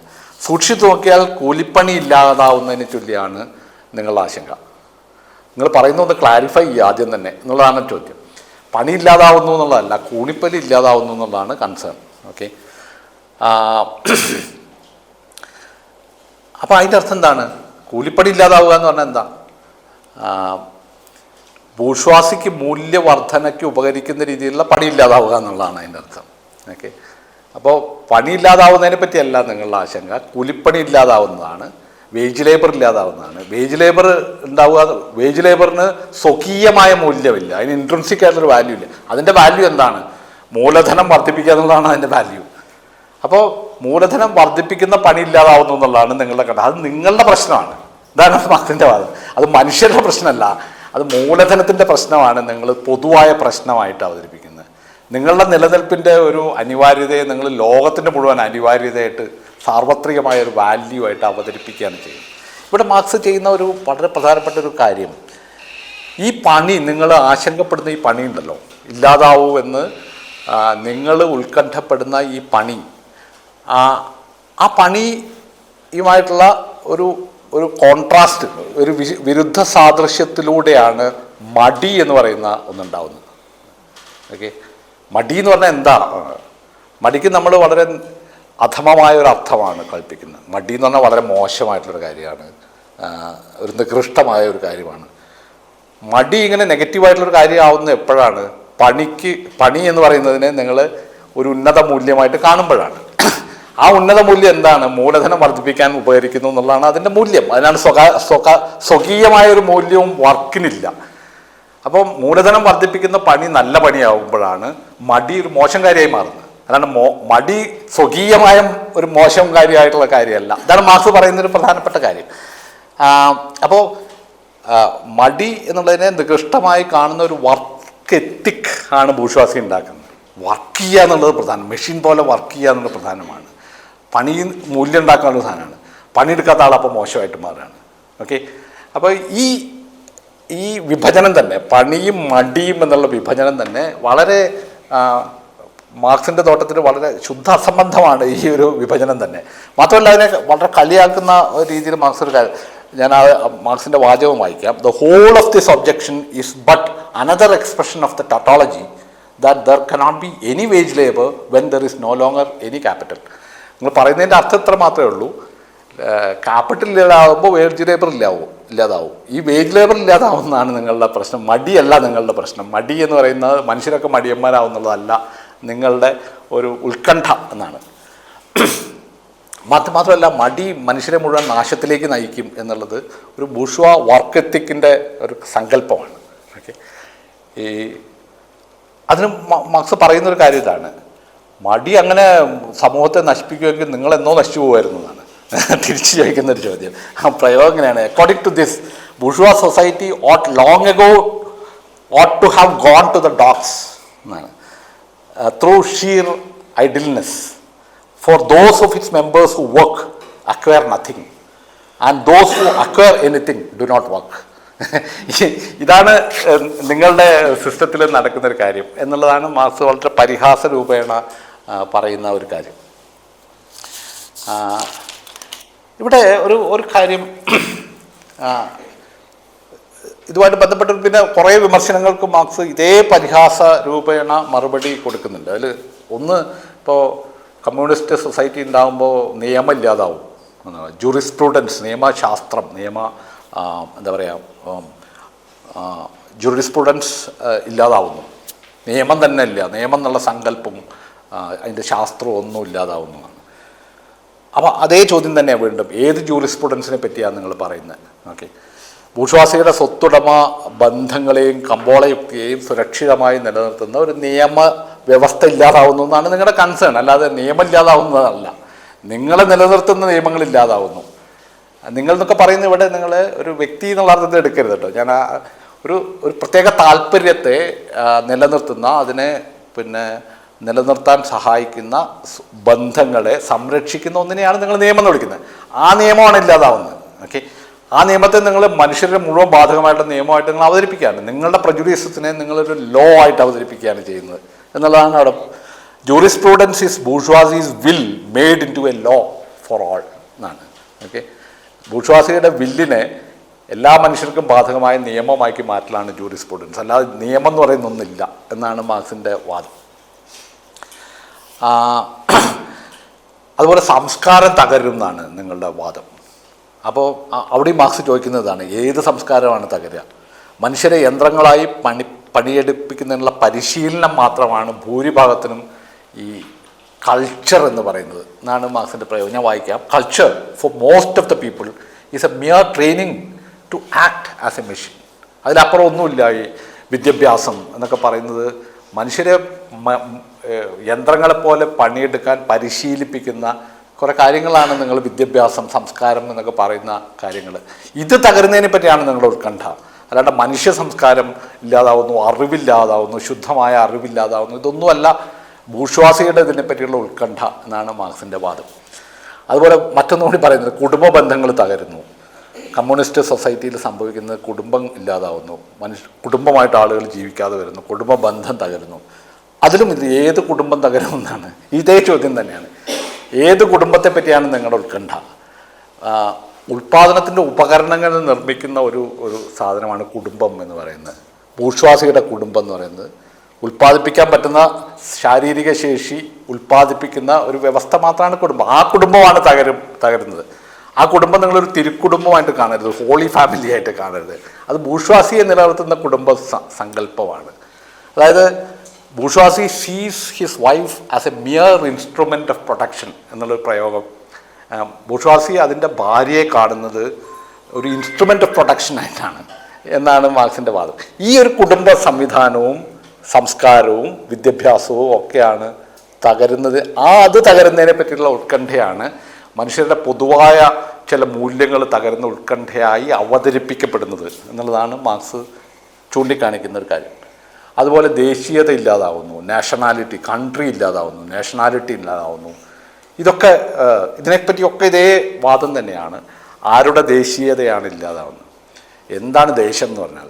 ദേശം എന്ന് പറഞ്ഞാൽ നിങ്ങൾ ബൂർഷ്വാസിയുടെ ഉൽപ്പാദന സമ്പ്രദായം വ്യവസ്ഥ നിലനിൽക്കുന്നതിന് ആവശ്യമായി അത് വ്യവസ്ഥപ്പെടുത്തിയ ഒരു ഇടത്തെയാണ് നിങ്ങൾ ദേശം എന്ന് വിളിക്കുന്നത്. ബൂർഷ്വാസി അതിൻ്റെ ഉൽപ്പാദന സമ്പ്രദായത്തെ നിലനിർത്തുന്നതിനും പുനരുൽപ്പാദിപ്പിക്കുന്നതിനും വേണ്ടി അത് വ്യവസ്ഥപ്പെടുത്തിയ ഒന്നാണ് ദേശം. തൊഴിലാളിക്ക് ദേശമൊന്നുമില്ല എന്നാണ് മാർക്സിൻ്റെ പ്രസിദ്ധമായ പ്രയോഗം. പണിയെടുക്കുന്നവർക്ക് ദേശമൊന്നുമില്ല, ദേശീയതയില്ല എന്നാണ്. The working men have no country എന്നുള്ള വളരെ പ്രസിദ്ധമായ വാചകം. അതാണ് മാർക്സ് ഈ വർക്കേഴ്സ് ഇൻ്റർനാഷണൽ എന്നുള്ള സങ്കല്പം അവതരിപ്പിക്കുന്നത്. പണിയാളരുടെ ഒരു സാർവദേശീയതയാണ്. ദേശീയത എന്ന് പറയുന്നത് ബൂർഷ്വാസിയുടെ പ്രജുഡീസാണ് എന്നാണ്. ഇത് വളരെ പ്രധാനപ്പെട്ടൊരു വാദമാണ് വാസ്തവത്തിൽ. ഇപ്പം അംബേദ്കർ ഇത് മറ്റൊരു രീതിയിൽ പറയുന്നുണ്ട്, അത് നിങ്ങൾക്ക് അറിയാമെന്ന് ഞാൻ വിചാരിക്കുന്നത്. ഈ അൺടച്ചബിൾസ് ഹാവ് നോ കൺട്രി എന്നാണ്. ഓക്കെ, അരിക് വൽക്കരിക്കപ്പെട്ട ആളുകൾക്ക് ദേശമൊന്നുമില്ല. ദേശമൊക്കെ വേറെ ചില കൺസേൺസിൻ്റെ മുകളിൽ, വേറെ ചില താല്പര്യങ്ങളുടെ മുകളിൽ ഉണ്ടാവുന്ന ഇതാണ്. പണിയെടുക്കുന്നവർക്ക് എന്ത് ദേശം എന്നാണ് ചോദ്യം. അപ്പോൾ ദേശീയത ബൂർഷ്വാസിയുടെ മുൻവിധിയാണ്, ഒരു പ്രജുഡിസാണ്. അതിൻ്റെ മൂല്യം എന്ന് പറഞ്ഞാൽ സനാതനമായ മൂല്യമല്ല. അങ്ങനെ നിങ്ങൾ പറയരുത്. അത് എറ്റേണലായിട്ടൊരു വാല്യൂ ആയിട്ട് ദേശത്തെ നിങ്ങൾ കാണുന്നത് തന്നെ തെറ്റാണ്. അങ്ങനെ ഒരു സംഗതി ഇല്ല. അത് വർക്കേഴ്സിൻ്റെ ഒരു പ്രശ്നമല്ല. അത് ഈ സിസ്റ്റം നിലനിർത്താൻ ആഗ്രഹിക്കുന്ന അതിൻ്റെ താല്പര്യത്തിൻ്റെ ഒരാവശ്യമാണ് ദേശം എന്ന് പറയുന്നത്, ദേശീയത എന്ന്. നേരെ കുറച്ച് പണിയാളുടെ അല്ലെങ്കിൽ വർക്കേഴ്സിൻ്റെ താല്പര്യം വേണ്ടത് നിങ്ങൾ ഇൻ്റർനാഷണൽ, വർക്കേഴ്സ് ഇൻ്റർനാഷണൽ എന്ന് മാർക്സ് തന്നെ സംഘടിപ്പിക്കുന്ന ഒരു പൊതുവേദിയുടെ പേരാണ് ഇൻ്റർനാഷണൽ. നിങ്ങൾക്കറിയാം, ദരിദ്ര ഈ ഇൻ്റർനാഷണൽ എന്ന് പറയുന്ന ആശയത്തെ പറ്റിയും സ്പെക്ടേഴ്സ് ഓഫ് മാർക്സിൽ ചർച്ച ചെയ്യുന്നുണ്ട്. എന്താണ് ഇൻ്റർനാഷണൽ. മാത്രമല്ല ഇത് ഒരുപാട് ഇതിൽ നിന്ന് ഒരുപാട് നമ്മൾ ഇൻസൈറ്റ്സ് പലരും ഉപയോഗിക്കുന്നുണ്ട്. ഈ നേഷൻ എന്നുള്ള പറ്റുന്ന സങ്കല്പത്തെ പറ്റി, അതുപോലെ ഈ എഡ്യൂക്കേഷൻ, അതുപോലെ കൾച്ചർ, ഇതൊക്കെ ഒരു ഐഡിയോളജിക്കൽ സ്റ്റേറ്റ് അപ്പാരറ്റസ് ആയിട്ട് മാറുന്നു എന്നുള്ള അൽത്തൂസറുടെ ISA എന്ന് പറയുന്ന തിയറി ഉണ്ട്. അങ്ങനെ പലതും ഇതായിട്ട്. പിന്നെ അംബേദ്കർ ഈ പറഞ്ഞ നേഷൻ എന്ന് പറയുന്ന മാർജിനലൈസ്ഡ് ആയിട്ടുള്ള ആളുകൾക്ക് ദേശമില്ല എന്നുള്ള സങ്കല്പം, ഇതൊക്കെ ഇതുമായിട്ട് കൂട്ടി വായിക്കാവുന്നതാണ്. ഏറ്റവും ചുരുക്കി പറഞ്ഞാൽ ഈ കമ്മ്യൂണിസത്തിനെതിരായിട്ടുള്ള ബൂർഷ്വാസിയുടെ വിമർശനങ്ങളുടെ ഒരു ചുരുക്കം എന്താണ്? ഏറ്റവും ചുരുക്കി പറഞ്ഞാൽ ഒരു സാർവത്രികമായ ഒരു എന്താ പറയുക, എറ്റേണൽ, സനാതനമായ ചില മൂല്യങ്ങളെയും ധാർമ്മിക സങ്കല്പനങ്ങളെയും അവയുടെ സ്ഥാപന രൂപങ്ങളെയും തകർക്കാൻ കമ്മ്യൂണിസ്റ്റുകൾ ശ്രമിക്കുന്നു എന്നുള്ളതാണ് അതിനെതിരെയുള്ളൊരു വിമർശനം. എറ്റേണലായിട്ടുള്ള യൂണിവേഴ്സലായിട്ടുള്ള വാല്യൂസിനെ മുഴുവൻ അത് തകർക്കാൻ ശ്രമിക്കുന്നു. അത് സ്വാതന്ത്ര്യമായിക്കോട്ടെ, അങ്ങനെ പല വാല്യൂസ് ട്രാൻസ് ഹിസ്റ്റോറിക്കലായിട്ടുള്ള ചരിത്രാതീതമായ സാർവകാലികവും സാർവലൗകികവുമായ ചില മൂല്യങ്ങളെയും ഒക്കെ തകർക്കാൻ കമ്മ്യൂണിസ്റ്റുകൾ ശ്രമിക്കുന്നു എന്നുള്ളതാണ് ഒരു വിമർശനം. അതിനാണ് മാർക്സിൻ്റെ ഒരു മറുപടി. അവിടെ മാർക്സ് എന്താ ചെയ്യുന്നത്? മാർക്സ് പ്രതിരോധിക്കാൻ ശ്രമിക്കുകയല്ല ചെയ്യുന്നത്. അത് ഇത് വായിച്ചാൽ, നമുക്ക് മാനിഫെസ്റ്റോ വായിച്ചാൽ ഒക്കെ നിങ്ങൾ ഈ പറഞ്ഞൊക്കെ ഇത് ശരിയല്ല എന്ന് പറയല്ല. നിങ്ങൾ ഈ പറയുന്ന കാര്യങ്ങളൊന്നും ശരിയല്ല, ഇതല്ല കമ്മ്യൂണിസ്റ്റുകൾ ചെയ്യുന്നതെന്ന് പറയല്ല മാർക്സ് അവിടെ ചെയ്യുന്നത്. ഇത് പ്രതിരോധമല്ല അവിടെ ചെയ്യുന്നത്. നേരെ പറഞ്ഞാൽ മാർക്സ് അതിനെ, ഈ ആശയങ്ങളെ മുഴുവൻ ഒരു പുതിയ സങ്കേതം ഉപയോഗിച്ച് പറഞ്ഞാൽ ഡീകൺസ്ട്രക്റ്റ് ചെയ്യാം. ഒരു ഡീകൺസ്ട്രക്ഷൻ, ഞാൻ വളരെ ബോധപൂർവ്വമാണ് ഡീകൺസ്ട്രക്ഷൻ എന്നുള്ള വാക്ക് ഉപയോഗിക്കുന്നത്. നമുക്കറിയാം അത് ദരിദ്ര ഉപയോഗിക്കുന്ന ഒരു വാക്കാണ്. പക്ഷേ ദരിദ്ര തന്നെ പറയുന്നത് ഡീകൺസ്ട്രക്ഷൻ എന്ന് പറയുന്നതിൽ ഒരു inheritance of certain spirit of Marxism എന്നാണ്. മാർക്സിസത്തിൻ്റെ ഒരു പ്രത്യേക സ്പിരിറ്റ് ഉള്ളതാണ് ഈ ഡീകൺസ്ട്രക്ഷൻ എന്ന് പറയുന്നത്. ഞാനത് പറയാൻ കാരണം വെച്ചാൽ അവിടെ എന്താ ചെയ്യുന്നത്? ഈ ആശയങ്ങളെ മുഴുവൻ എടുക്കുക. ഈ ആശയങ്ങളെ എടുത്ത്, ഈ ആശയങ്ങൾ എങ്ങനെയാണ് അത് രൂപപ്പെട്ടു വന്നതിൻ്റെ അതിൻ്റെ ഉള്ളിലുള്ള ഇന്നർ കോൺട്രഡിക്ഷൻസ്, ഇതാണല്ലോ ദരിദ്രയുടെയൊക്കെ ഒരു പ്രധാനപ്പെട്ട അതിൻ്റെ അഫോറിയാസ്. അത് ആ അർത്ഥത്തിലല്ലെങ്കിൽ പോലും, ഈ ദരിദ്രീയൻ രീതിയിലല്ലെങ്കിൽ പോലും അതിൻ്റെ എത്ര കോൺട്രഡിക്ടറി ആയിട്ടൊരു പ്ലെയിനിലാണ് ഈ ആശയങ്ങളൊക്കെ നിൽക്കുന്നത്. അതിൻ്റെ സാർവലൗകികമായൊരു ഭാവം അത് കൈവരിക്കുന്നത് എത്ര വൈരുദ്ധ്യാത്മകമായിട്ടാണ്, എത്ര സംഘർഷഭരിതമായ ഒന്നിൻ്റെ ഉള്ളിലാണ് ഇത് രൂപപ്പെട്ടു വരുന്നത് എന്നുള്ളത് കാണിക്കുകയാണ് അവിടെ മാർക്സും എംഗൽസും ഇതിൽ ചെയ്യുന്നതെന്നാണ് എനിക്ക് വളരെ പ്രധാനപ്പെട്ട ഒന്നായിട്ട് തോന്നുന്നത്. വേറെ രീതി പറഞ്ഞാൽ വേണമെങ്കിൽ ഒരു ജീനിയോളജിക്കൽ എന്നൊക്കെ പറയും. ഇതൊക്കെ ഞാൻ പറയുന്നത് ഇപ്പോൾ നീഷെ ഉപയോഗിക്കുന്ന രീതിയിൽ അതേപടി ഉപയോഗിക്കുന്നു എന്നല്ല ഞാൻ പറയുന്നത്. ഇതിൻ്റെയൊക്കെ ഒരു സ്വഭാവം ഇതിലൊക്കെ കാണാം. അതായത് ഇപ്പോൾ നീഷെ പറയുന്നൊരു കാര്യമുണ്ടല്ലോ, ഇപ്പോൾ മോറൽസ്, ജീനിയോളജി ഓഫ് മോറൽസ് എന്ന് പറയുന്നതിൽ ഒക്കെ പറയും ബിയോണ്ട് ഗുഡ് ആൻഡ് ഈവിൾ, ഇങ്ങനെയുള്ള ഇതിലൊക്കെ ഇവരൊക്കെ നടത്തുന്ന ഒരു ശ്രമം എന്ന് പറയുന്നത് എന്താ, ഒരു വാല്യൂ എന്ന് പറയുന്നത് അതിന് സ്വകീയമായ ഒരു കണ്ടന്റ് ഉണ്ടോ എന്നുള്ളതാണല്ലോ ചോദ്യം. അതായത് ഇപ്പോൾ ഉദാഹരണം ഞാൻ അന്ന് പറയണ്ടായത്, ഇപ്പോൾ മോഷ്ടിക്കരുത് എന്നുള്ളത്, കക്കരുത് എന്നുള്ളത് എല്ലാവരും ഒരു വാല്യൂ ആയിട്ട് എടുക്കുന്നതാണ്, സാർവത്രികമായിട്ടുള്ള വാല്യൂ. എല്ലാ കാലത്തും ആളുകൾ മോഷ്ടിക്കുക എന്നുള്ളത് മോശമായിട്ടുള്ളൊരു കാര്യമാണ്. അത് ആ അർത്ഥത്തിൽ ചരിത്രാതീതമായ ഒന്നാണ്, ചരിത്രവുമായിട്ട് ബന്ധമൊന്നുമില്ല. എല്ലാ കാലത്തും മോഷ്ടിക്കലും മോശമാണ്. നമ്മളതിനെ ജീനിയോളജിക്കലി നോക്കുകയാണ്, എന്ന് പറഞ്ഞാൽ അതിനെ ഉള്ളിലേക്ക് നോക്കുകയാണ്. ഈ മോഷ്ടിക്കരുത് എന്നുള്ള പ്രസ്താവം ഒരു മീനിങ് ഫുൾ ആവുന്നത് പൈസ ഉള്ളവരും പൈസ ഇല്ലാത്തവരും ഉണ്ടാകുമ്പോഴാണ്. ബേസിക്കലി പൈസ ഉള്ളവരും ഇല്ലാത്തവരും ഇല്ലെങ്കിൽ ഇതൊരു വാല്യൂ ആവില്ല. ഇതൊരു വാല്യൂ ആയി മാറുന്നത് പൈസ ഉള്ള ഒരാളും പൈസ ഇല്ലാത്ത ഒരാളും ഉണ്ടാകുമ്പോഴാണ്. ഒരു വിഭാഗം പൈസ ഉള്ളവരും ഒരു വിഭാഗം പൈസ ഇല്ലാത്തവരും നിൽക്കുമ്പോഴാണ് മോഷ്ടിക്കരുത് എന്നുള്ള ഇതിനൊരു വാല്യൂ ഉണ്ടാകും, അല്ലേ? അത് മീനിങ് ഫുൾ ആവുന്ന ഈ ഒരു സിസ്റ്റത്തിൻ്റെ ഉള്ളിൽ മാത്രമാണ്. ആ വാല്യൂവിൽ ആരുടെ താല്പര്യമാണ് പ്രതിനിധാനം ചെയ്യപ്പെടുന്നത്? സ്വാഭാവികമായിട്ടും പൈസ ഉള്ളവരുടെ താല്പര്യമാണ് മോഷ്ടിക്കരുത് എന്നുള്ളത്. അപ്പോൾ പൈസ ഉള്ള ഒരു വിഭാഗത്തിൻ്റെ താല്പര്യം യൂണിവേഴ്സലായിട്ടൊരു വാല്യൂ ആയിട്ട് മാറുകയാണ്. ഇതാണ് സിംപിളി പറഞ്ഞു കഴിഞ്ഞാൽ, ഏറ്റവും ലളിതമായി കഴിഞ്ഞാൽ ഒരു വിഭാഗത്തിൻ്റെ താല്പര്യമാണ് പൊതുവായ താല്പര്യമായി അവതരിപ്പിക്കുന്നത്. വാല്യൂ എന്ന് പറഞ്ഞാൽ ഇത്രയേ ഉള്ളൂ. അതിൻ്റെ ഉള്ളിൽ നോക്കിക്കഴിഞ്ഞാൽ അതിൻ്റെ ഉള്ളിലെ സംഘർഷങ്ങളിലേക്ക് നോക്കിക്കഴിഞ്ഞാൽ നമുക്ക് വ്യക്തത വരും. ഒരു പ്രത്യേക താല്പര്യത്തെ യൂണിവേഴ്സലായിട്ടുള്ള താല്പര്യമായിട്ട് അവതരിപ്പിക്കുകയാണ് ചെയ്യുക. അപ്പം അതിൻ്റെ നിഷ്പക്ഷത തന്നെ ഒരു പക്ഷത്തിൻ്റെ താല്പര്യം സാർവത്രിക ഭാവം കൈവരിക്കുന്നതാണ് അതിൻ്റെ നിഷ്പക്ഷത എന്ന് പറയുന്നത്, അല്ലേ? മോഷ്ടിക്കരുത് എന്ന് പറഞ്ഞാൽ വളരെ നിഷ്പക്ഷത നമുക്ക് തോന്നും. ഒരു പക്ഷം ചേരാതെ ഒരാൾ പറയുന്നതാണെന്ന് നമുക്ക് തോന്നും, ഒരു ആൾ മറ്റൊരാളുടെ സ്വത്ത് മോഷ്ടിക്കരുത്. പക്ഷെ താല്പര്യം നോക്കുമ്പോൾ സ്വത്തുള്ളവരുടെ താല്പര്യമാണ് അതിൻ്റെ പിന്നിൽ. അപ്പോൾ ഒരു പക്ഷത്തിൻ്റെ താല്പര്യമാണ് നിഷ്പക്ഷമായിട്ട് ഉള്ള ഒന്നായിട്ട് അവതരിപ്പിക്കപ്പെടുന്നത് ഈ വാല്യൂസിൻ്റെ ഇത് നോക്കിക്കഴിഞ്ഞാൽ. ഇതാണ് മാർക്സ് ഈ സങ്കല്പങ്ങളെ മുഴുവൻ വെച്ച് വിശകലനം ചെയ്യാൻ ശ്രമിക്കുന്ന ഒരു കാര്യം. അതുകൊണ്ട് ആ മടിയും പണിയും തമ്മിലുള്ള വ്യത്യാസവും ഇതൊക്കെ മാർക്സ് സൂചിപ്പിക്കുന്നത് ഈ ഒരു വ്യത്യാസം വളരെ പ്രധാനമാണ് എന്ന് കാണിക്കാനാണ്. പിന്നെ ഒരു കാര്യമുള്ളതെന്ന് വെച്ചാൽ ഈ വാല്യൂസൊക്കെ എല്ലാ കാലത്തും ഇങ്ങനെ ഉണ്ടായിരുന്നു എന്നുള്ളത് എങ്ങനെയാണ്?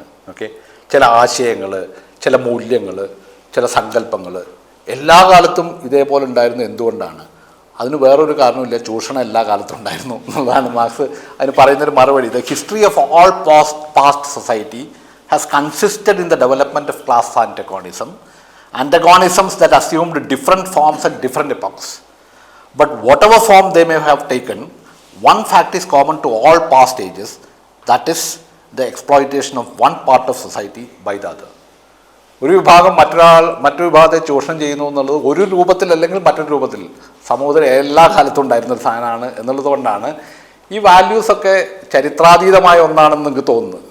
ഓക്കെ, നിഷ്പക്ഷവും ചരിത്രാതീതവും എന്താ പറയുക മനുഷ്യ സഹജവുമായിട്ടുള്ള ചില വാല്യൂസാണെന്ന് എനിക്ക് തോന്നുന്നത് ചൂഷണം സാർവത്രികവും സാർവലൗകികവും ആയതുകൊണ്ട് മാത്രമാണ്. അല്ലാതെ അതിന് വേറൊരു വിശദീകരണം കൊടുക്കാൻ കഴിയില്ല എന്നാണ് മാർക്സിൻ്റെ ഒരു വാദം. ഒരു 2 പോയിന്റും കൂടി പറഞ്ഞിട്ട് നമുക്ക് അവസാനിപ്പിക്കാൻ തോന്നുന്നു. ഈ മനുഷ്യരുടെ ഈ സാമൂഹ്യമായ ബോധം എന്ന് പറയുന്നത് അത് പല കാലങ്ങളിൽ പല രൂപങ്ങളിൽ നിലനിൽക്കുന്ന ഒന്നാണ്. ഓക്കെ, പല രൂപങ്ങൾ. പക്ഷേ അവയ്ക്ക് വളരെ സാർവകാലികം, നേരത്തെ പറഞ്ഞ പോലെ സാർവലൗകികവും സാർവകാലികവും സാമാന്യവുമായ ചില ആശയങ്ങളുടെ ഒരു ഭാവം കൈവരിക്കുന്നതിൽ വലിയ അത്ഭുതമൊന്നുമില്ല എന്നാണ്. ഓക്കെ, അത് മാർക്സ് പറയുന്നത് എങ്ങനെയാണ്? No wonder then that the social consciousness of past ages, despite all the multiplicity and variety it displays, moves within certain common forms or general ideas, which cannot completely vanish except with the total disappearance of class antagonisms. Okay, clear ആണല്ലോ ഈ പറഞ്ഞത്. ഈ വൈരുദ്ധ്യങ്ങൾ മുഴുവൻ ഇല്ലാതാവുന്ന സമയത്ത് മാത്രമാണ് ഈ നിങ്ങൾ ഈ സാമാന്യമായ എന്ന് വിചാരിക്കുന്ന സാർവലൗകികം എന്നൊക്കെ വിളിക്കുന്ന വാല്യൂ സിസ്റ്റംസ് മുഴുവൻ തകരുക എന്നുള്ളത് സംഭവിക്കുക. അതൊരു റാഡിക്കൽ റപ്ചറാണ് എന്നാണ് മാർക്സിൻ്റെ പ്രയോഗം. അതൊരു ആ വിപ്ലവം എന്ന് പറയുന്നത് ഒരു എന്താ പറയുക അഗാധ തലസ്പർശിയായിട്ടുള്ളൊരു മാറ്റമാണ് ആ വിപ്ലവം എന്ന് പറയുന്നത്. അത് എന്താ പറയുക ഒരു കോസ്മെറ്റിക് ആയിട്ടുള്ളൊരു കാര്യമില്ല. ആ സിസ്റ്റം മാറുക എന്ന് പറയുമ്പോൾ അതിൻ്റെ വാല്യൂ സിസ്റ്റംസും നിലവിൽ നമ്മൾ സാർവലൗകികം എന്ന് കരുതിയിരുന്ന എല്ലാ ആശയങ്ങളുടെയും മൂല്യങ്ങളുടെയും സങ്കല്പങ്ങളെയും ഒക്കെ അടിസ്ഥാന തലത്തിൽ ഒരു റപ്ചറാണ്, ഒരു വിച്ഛേദമാണത്. ഫണ്ടമെൻ്റലായിട്ടുള്ള റപ്ചറാണ് വിപ്ലവം എന്ന് പറയുന്നത് എന്നാണ് മാർക്സ് പറയുന്നത്. അതിൻ്റെ അടുത്ത വാചകം ഇതാണ്: the communist revolution is the most radical rupture with traditional property relations. No wonder that its development involves the most radical rupture with traditional ideas. എന്നുള്ളതാണ് മാർക്സിൻ്റെ വിപ്ലവത്തെ പറ്റിയൊരു സങ്കല്പം. യോജിക്കുക വിയോജിക്കുക എന്നുള്ള വേറെ കാര്യം. ആശയം ഇതാണ്, ആ റപ്ചർ എന്നുള്ള ആശയം. അവിടെയാണ് മാർക്സിൻ്റെ മറ്റൊരു പ്രയോഗം നിങ്ങൾ എല്ലാവരും ശ്രദ്ധിച്ചിട്ടുള്ളതെന്നാണ്: ruling ideas of every epoch are the ideas of the ruling class എന്നുള്ള ആശയം. എല്ലാ കാലത്തും ഡോമിനൻ്റ് ആയിട്ടുള്ള ഐഡിയാസ് എന്ന് പറയുന്നത് ഡോമിനൻ്റ് ആയിട്ടുള്ള ക്ലാസിൻ്റെ ഐഡിയാസായി. അത് യാതൊരു സംശയമില്ലാതെ മാർക്സിനെ സംബന്ധിച്ചിടത്തോളം. കാരണം വെച്ചാൽ ഇപ്പോൾ മോഷ്ടിക്കരുത് എന്നുള്ള താല്പര്യം ഒരു ഡോമിനൻ്റ് ആയിട്ടുള്ള ഐഡിയ ആയിട്ട് വരുന്നത് എന്തുകൊണ്ടാണ്? മോഷ്ടിക്കപ്പെടാതിരിക്കുക എന്നുള്ള പൈസ ഉള്ളവരുടെ താല്പര്യം അതിൻ്റെ പിന്നിലുള്ളതുകൊണ്ട് മാത്രമാണ്. അപ്പോൾ അവരുടെ താല്പര്യമാണ് ഡോമിനൻ്റ് ഐഡിയ ആയിട്ട് മാറുക. ഏത് കാലത്തുള്ള ആശയങ്ങളെ നിങ്ങളെടുത്താലും ആ ആശയങ്ങൾ അത് മേധാവിത്വം പുലർത്തുന്ന ആശയം ആങ്ങളാവുന്നത് മേധാവിത്വം പുലർത്തുന്ന ഒരു വർഗത്തിൻ്റെ താല്പര്യം അതിൻ്റെ പിന്നിലുള്ളതാണ്. അപ്പോൾ റൂളിംഗ് ഐഡിയാസ് എന്ന് പറയുന്നത് എപ്പോഴും റൂളിംഗ് ക്ലാസിൻ്റെ ഐഡിയാസ് ആയിരിക്കും. എന്നുള്ള സങ്കല്പം. അതിപ്പോൾ ഗ്രാംഷിയൊക്കെ പിന്നീട് എടുക്കുകയും ഡെവലപ്പ് ചെയ്യുകയൊക്കെ ചെയ്തിട്ടുള്ള ആശയം. ഞാൻ അതിൻ്റെ കൂടുതലേക്ക് പോകുന്നില്ല, കൂടുതൽ വിശദാംശങ്ങളിലേക്ക് പോകുന്നില്ല. ഇവിടെ അവസാനിപ്പിക്കുകയാണ് ഞാൻ. ഈ വർഗ വൈരുദ്ധ്യങ്ങളിൽ നിന്നുള്ള വളരെ റാഡിക്കലായിട്ടുള്ള റാപ്ചറിലൂടെ നിലവിൽ വരുന്ന ഒരു കമ്മ്യൂണിസ്റ്റ് സൊസൈറ്റിയെ പറ്റിയിട്ടുള്ള ഒരു ചെറിയൊരു ഒരു നഖചിത്രം അവതരിപ്പിച്ചുകൊണ്ടാണ് മാർക്സ് ഇതിൽ അവതരിപ്പിക്കുന്നത്. ഞാൻ മുമ്പ് സൂചിപ്പിച്ചിട്ടുണ്ട്, കമ്മ്യൂണിസത്തെ പറ്റിയുള്ള ഒരു സിദ്ധാന്തം മാർക്സ് അവതരിപ്പിച്ചിട്ടില്ല, മുമ്പുമില്ല അതിന് ശേഷമില്ല. എന്തായിരിക്കും ഒരു കമ്മ്യൂണിസ്റ്റ് സൊസൈറ്റി? ഒരു കൗണ്ടർ ഫാക്ച്വൽ ഇമാജിനേഷൻ എന്നുള്ള രീതിയിൽ ഇങ്ങനെ അല്ലാത്തൊരു സിറ്റുവേഷൻ എങ്ങനെയായിരിക്കും, what would have been otherwise എന്നുള്ളതാണ്. ഇങ്ങനെ അല്ലെങ്കിൽ എന്തായിരിക്കും? ഈ സ്വത്തുടമ ബന്ധങ്ങളും ഈ ആശയങ്ങളും ഒന്നും ഇല്ലാത്തൊരു സമൂഹത്തിനെ നമ്മൾ ഇങ്ങനെ കൗണ്ടർ ഫാക്ച്വലി ഇമാജിൻ ചെയ്ത് കഴിഞ്ഞാൽ അവിടെ എന്തായിരിക്കും നടക്കുക? അപ്പോൾ അതിൻ്റെ ഒരു ചെറിയൊരു ഒരു രൂപരേഖ അവതരിപ്പിക്കുന്ന ഒരു പ്രസ്താവം ഇതിൽ പ്രധാനമാണ് മാനിഫെസ്റ്റോയിൽ. അത് ഇതാണ്: in place of the old bourgeois society with its class antagonisms we shall have an association in which the free development of each is the condition for the free development of all. ഇതാണ് marks നടത്തിയിട്ട് ഏറ്റവും മനോഹരമായ ഒരു പ്രസ്താവം കമ്മ്യൂണിസത്തെ പറ്റിയിട്ടുള്ളത്. അവിടെ പറയുന്നതാണ്, അങ്ങനൊരു society വരികയാണെങ്കിൽ, okay, ഈ സമൂഹത്തിന് പകരം ഒരു റാപ്ചറിലൂടെ പുതിയൊരു സാമൂഹ്യ ക്രമം രൂപപ്പെടുകയാണെങ്കിൽ അവിടെ ഉണ്ടാവുന്നത് ഓരോ മനുഷ്യരുടെയും സ്വാതന്ത്ര്യം എല്ലാ മനുഷ്യരുടെയും സ്വാതന്ത്ര്യത്തിൻ്റെ കണ്ടീഷനായിട്ട് മാറുക എന്നാണ്. The free development of each is the condition of the free development of all എന്നാണ്. ഇത് വളരെ ഇതെന്താണെന്നുള്ളത് ചോദിച്ചാൽ ആ ആശയം അത്ര ക്ലിയർ ഒന്നല്ല. ഇത്രയും പറയാൻ പറ്റുമോ ഇതിനെപ്പറ്റി എന്നുള്ളതാണ്. ഓക്കെ, അവിടെ എന്താ സംഭവിക്കുന്നത്? ഈ നിങ്ങൾ പറയുന്ന സ്വാതന്ത്ര്യം, ബൂർഷ്വാസി പറയുന്ന സ്വാതന്ത്ര്യം എന്നുള്ളതല്ല അവിടെ സ്വാതന്ത്ര്യത്തിൻ്റെ അർത്ഥം തന്നെ വേറെയാണ്. ഓക്കെ, ആ സ്വാതന്ത്ര്യം എന്താണ്? ആ സ്വാതന്ത്ര്യത്തിൻ്റെ സാക്ഷാത്കാരമാണ് കമ്മ്യൂണിസം. എന്താണ് ആ സ്വാതന്ത്ര്യത്തിൻ്റെ സ്വഭാവം? ആ സ്വാതന്ത്ര്യം എന്ന് പറയുന്നത് എൻ്റെ സ്വാതന്ത്ര്യവും നിങ്ങളുടെ സ്വാതന്ത്ര്യവും, അല്ലെങ്കിൽ ഞാനും നിങ്ങളും സുരക്ഷിതമായ അകലത്തിൽ മാറി നിൽക്കുക എന്നുള്ളതല്ല സ്വാതന്ത്ര്യം. ഓക്കെ, ഞാനും മറ്റൊരാളും തമ്മിലുള്ള അകലം സുരക്ഷിതമായി, നിയമപരമായ സുരക്ഷിതമായി നിലനിൽക്കുന്ന ഒന്നിനെയല്ല സ്വാതന്ത്ര്യം എന്ന് വിളിക്കുന്നത്. എൻ്റെ സ്വാതന്ത്ര്യം നിങ്ങളുടെ സ്വാതന്ത്ര്യത്തിൻ്റെ ഉപാധിയായിട്ട് മാറുക, അല്ലെങ്കിൽ അതിൻ്റെ മീൻസ് ആയിട്ട് മാറുക എന്നാണ്. എല്ലാ മനുഷ്യരുടെയും സ്വാതന്ത്ര്യത്തിൻ്റെ ഉപാധിയായിട്ട് എൻ്റെ സ്വാതന്ത്ര്യം മാറുക. ഇത് വളരെ ഉട്ടോപ്യനാണ് ഒരു പക്ഷേ, അല്ലേ? പക്ഷേ അതിൻ്റെ ഉള്ളിലുള്ളൊരു ലോജിക്ക് നമ്മൾ നോക്കിക്കഴിഞ്ഞാൽ അതിലുള്ളത് ഒരു കമ്മ്യൂണിറ്റേറിയൻ ആയിട്ടുള്ളൊരു ലോജിക്കാണ്. ഞാനത് മുമ്പ് സൂചിപ്പിക്കുകയും ചെയ്തു. കമ്മ്യൂണിറ്റേറിയൻ എന്ന് പറയുന്നത് കമ്മ്യൂൺ എന്നുള്ള വാക്കും കമ്മ്യൂണിസം എന്നുള്ള വാക്കും കമ്മ്യൂണിറ്റി എന്നുള്ള വാക്കും കോം എന്നുള്ള വാക്കിൽ നിന്നും മ്യൂണിസ് എന്നുള്ള വാക്കിൽ നിന്നും വരുന്നത്. മുണിസ് എന്നുള്ള വാക്ക്, മുണിസ് എന്ന് പറഞ്ഞാൽ ഗിഫ്റ്റ് എന്നാണ് അർത്ഥം. ഓക്കെ, കോം എന്ന് പറയുന്നത് പിന്നെ ഗിഫ്റ്റ് ഷെയറിങ്, ഒരു ഡീപ്പ് സെൻസ് ഓഫ് ഷെയറിങ് ഉള്ള ഒന്നിനെയാണ് കമ്മ്യൂണിറ്റി എന്നുള്ള വാക്കുകൊണ്ട് പറയും. ബൂർഷ്വാസിയുടെ സ്വാതന്ത്ര്യ സങ്കല്പം എന്ന് പറയുന്നത് മനുഷ്യർ തമ്മിൽ തുല്യ അകലത്തിൽ നിൽക്കാനുള്ള ഇതാണ്. അകലം ക്ലിയർ ആകുക, സുരക്ഷിതമായ അകലത്തിൽ ഞാനും നിങ്ങളും നിൽക്കുന്നതിനെയാണ് സ്വാതന്ത്ര്യം എന്ന് പറയുന്നത്. അത് പുതിയ ഒരു സൈദ്ധാന്തിക സങ്കേതം ഉപയോഗിച്ച് പറയുകയാണെങ്കിൽ അത് ഇമ്മ്യൂണിറ്റേറിയൻ ആണ്, അത് കമ്മ്യൂണിറ്റേറിയൻ അല്ല. കമ്മ്യൂണിറ്റി അല്ല അവിടെയുള്ള, ഇമ്മ്യൂണിറ്റിയാണ്.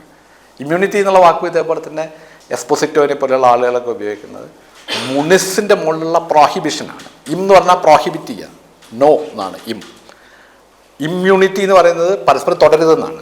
ഓക്കെ, പകരും എന്നാണ്. അതായത് ഷെയറിങ്ങിനെ നിരോധിക്കലാണ് ഇമ്മ്യൂണിറ്റി എന്ന് പറയുന്നത്. ഓക്കെ, ഒരു ഡീപ്പ് സെൻസ് ഓഫ് ഷെയറിങ്ങിൻ്റെ മുകളിൽ ചില പ്രോഹിബിഷൻസ് കൊണ്ടുവരുന്നതിനാണ് ഇമ്മ്യൂണിറ്റി. അപ്പോൾ ഈ സ്വാതന്ത്ര്യം, ബൂർഷ്വാസിയുടെ സ്വാതന്ത്ര്യം എന്ന് പറയുന്നത് ഒരു ഇമ്മ്യൂണിറ്റേറിയൻ ആയിട്ടുള്ളത്. നേരെ പറഞ്ഞൊരു കമ്മ്യൂണിറ്റി എന്നുള്ള അർത്ഥം, ഒരു ഷെയറിങ്ങിൻ്റെ ഉള്ളിൽ മാത്രമാണ് സ്വാതന്ത്ര്യം ഉണ്ടാവുക എന്നുള്ളൊരു ആശയം മാർക്സ് അവതരിപ്പിക്കാൻ ശ്രമിക്കുകയാണത്. അങ്ങനത്തെ ഒരു സൊസൈറ്റിയാണ് നിങ്ങൾ കമ്മ്യൂണിസ്റ്റ് എന്ന് വിളിക്കുന്നത്. അതിനുവേണ്ടി പ്രവർത്തിക്കുന്ന ആളുകൾ ആ പ്രവൃത്തിയെ അതിനെ ജീവത്താക്കുന്ന ഒരു ഐഡിയലാണ് കമ്മ്യൂണിസം എന്ന രീതിയിലാണ് മാർക്സ് ഇവിടെ അവതരിപ്പിക്കുന്നത്. ഒരു കൗണ്ടർ ഫാക്ച്വൽ ഇമാജിനേഷൻ എന്ന രീതിയിലാണ് മാർക്സ് ഇവിടെ അത് അവതരിപ്പിക്കുന്നത്. അത് സ്വാഭാവികമായിട്ട് വന്നു ചേരുന്നൊരു കാര്യമല്ല. അതാണ് മാർക്സിൻ്റെ മറ്റൊരു ഒരു പ്രയോഗമില്ലേ, നമ്മുടെ ചെഗ്വേരെ മറ്റോ പറഞ്ഞിട്ടുള്ളൊരു കാര്യമില്ലേ, ഈ മൂത്ത് പഴുത്ത് പാകമാകുമ്പോൾ അടർന്നു വീഴുന്ന ആപ്പിളല്ല വിപ്ലവം എന്നത്. അതായത് ന്യൂട്ടൻ്റെ ചലന നിയമം അനുസരിച്ച് പിന്നെ സ്വാഭാവികമായി സംഭവിക്കുന്ന ഒരു കാര്യമല്ല ഇത് വിപ്ലവം എന്ന്. അത് മനുഷ്യരുണ്ടാക്കേണ്ട ഒരു കാര്യമാണ്, മനുഷ്യരെ സംഘടിപ്പിക്കേണ്ട ഒരു കാര്യമാണ്, ഉണ്ടാക്കിയെടുക്കേണ്ട ഒരു സാധനമാണ്. അത് സ്വാഭാവികമായിട്ട് വരുന്ന ഒരു ഇവല്യൂഷണറി ആയിട്ടുള്ളൊരു സാധനമാണ്. അപ്പോൾ ഇതിനുള്ള ശ്രമങ്ങളെ അതിനെ എന്താ പറയുക ദീപ്തമാക്കി നിൽക്കുന്ന ഒരു ഭാവന എന്ന രീതിയിലാണ് മാർക്സ് കമ്മ്യൂണിസം എന്ന് പറയുന്ന ഒരു കൗണ്ടർ ഫാക്ച്വൽ ഇമാജിനേഷൻ എന്ന രീതിയിൽ അവതരിപ്പിക്കുന്നതെന്നാണ് ഇതിൽ നിന്ന് കാണാൻ കഴിയുന്നൊരു കാര്യം.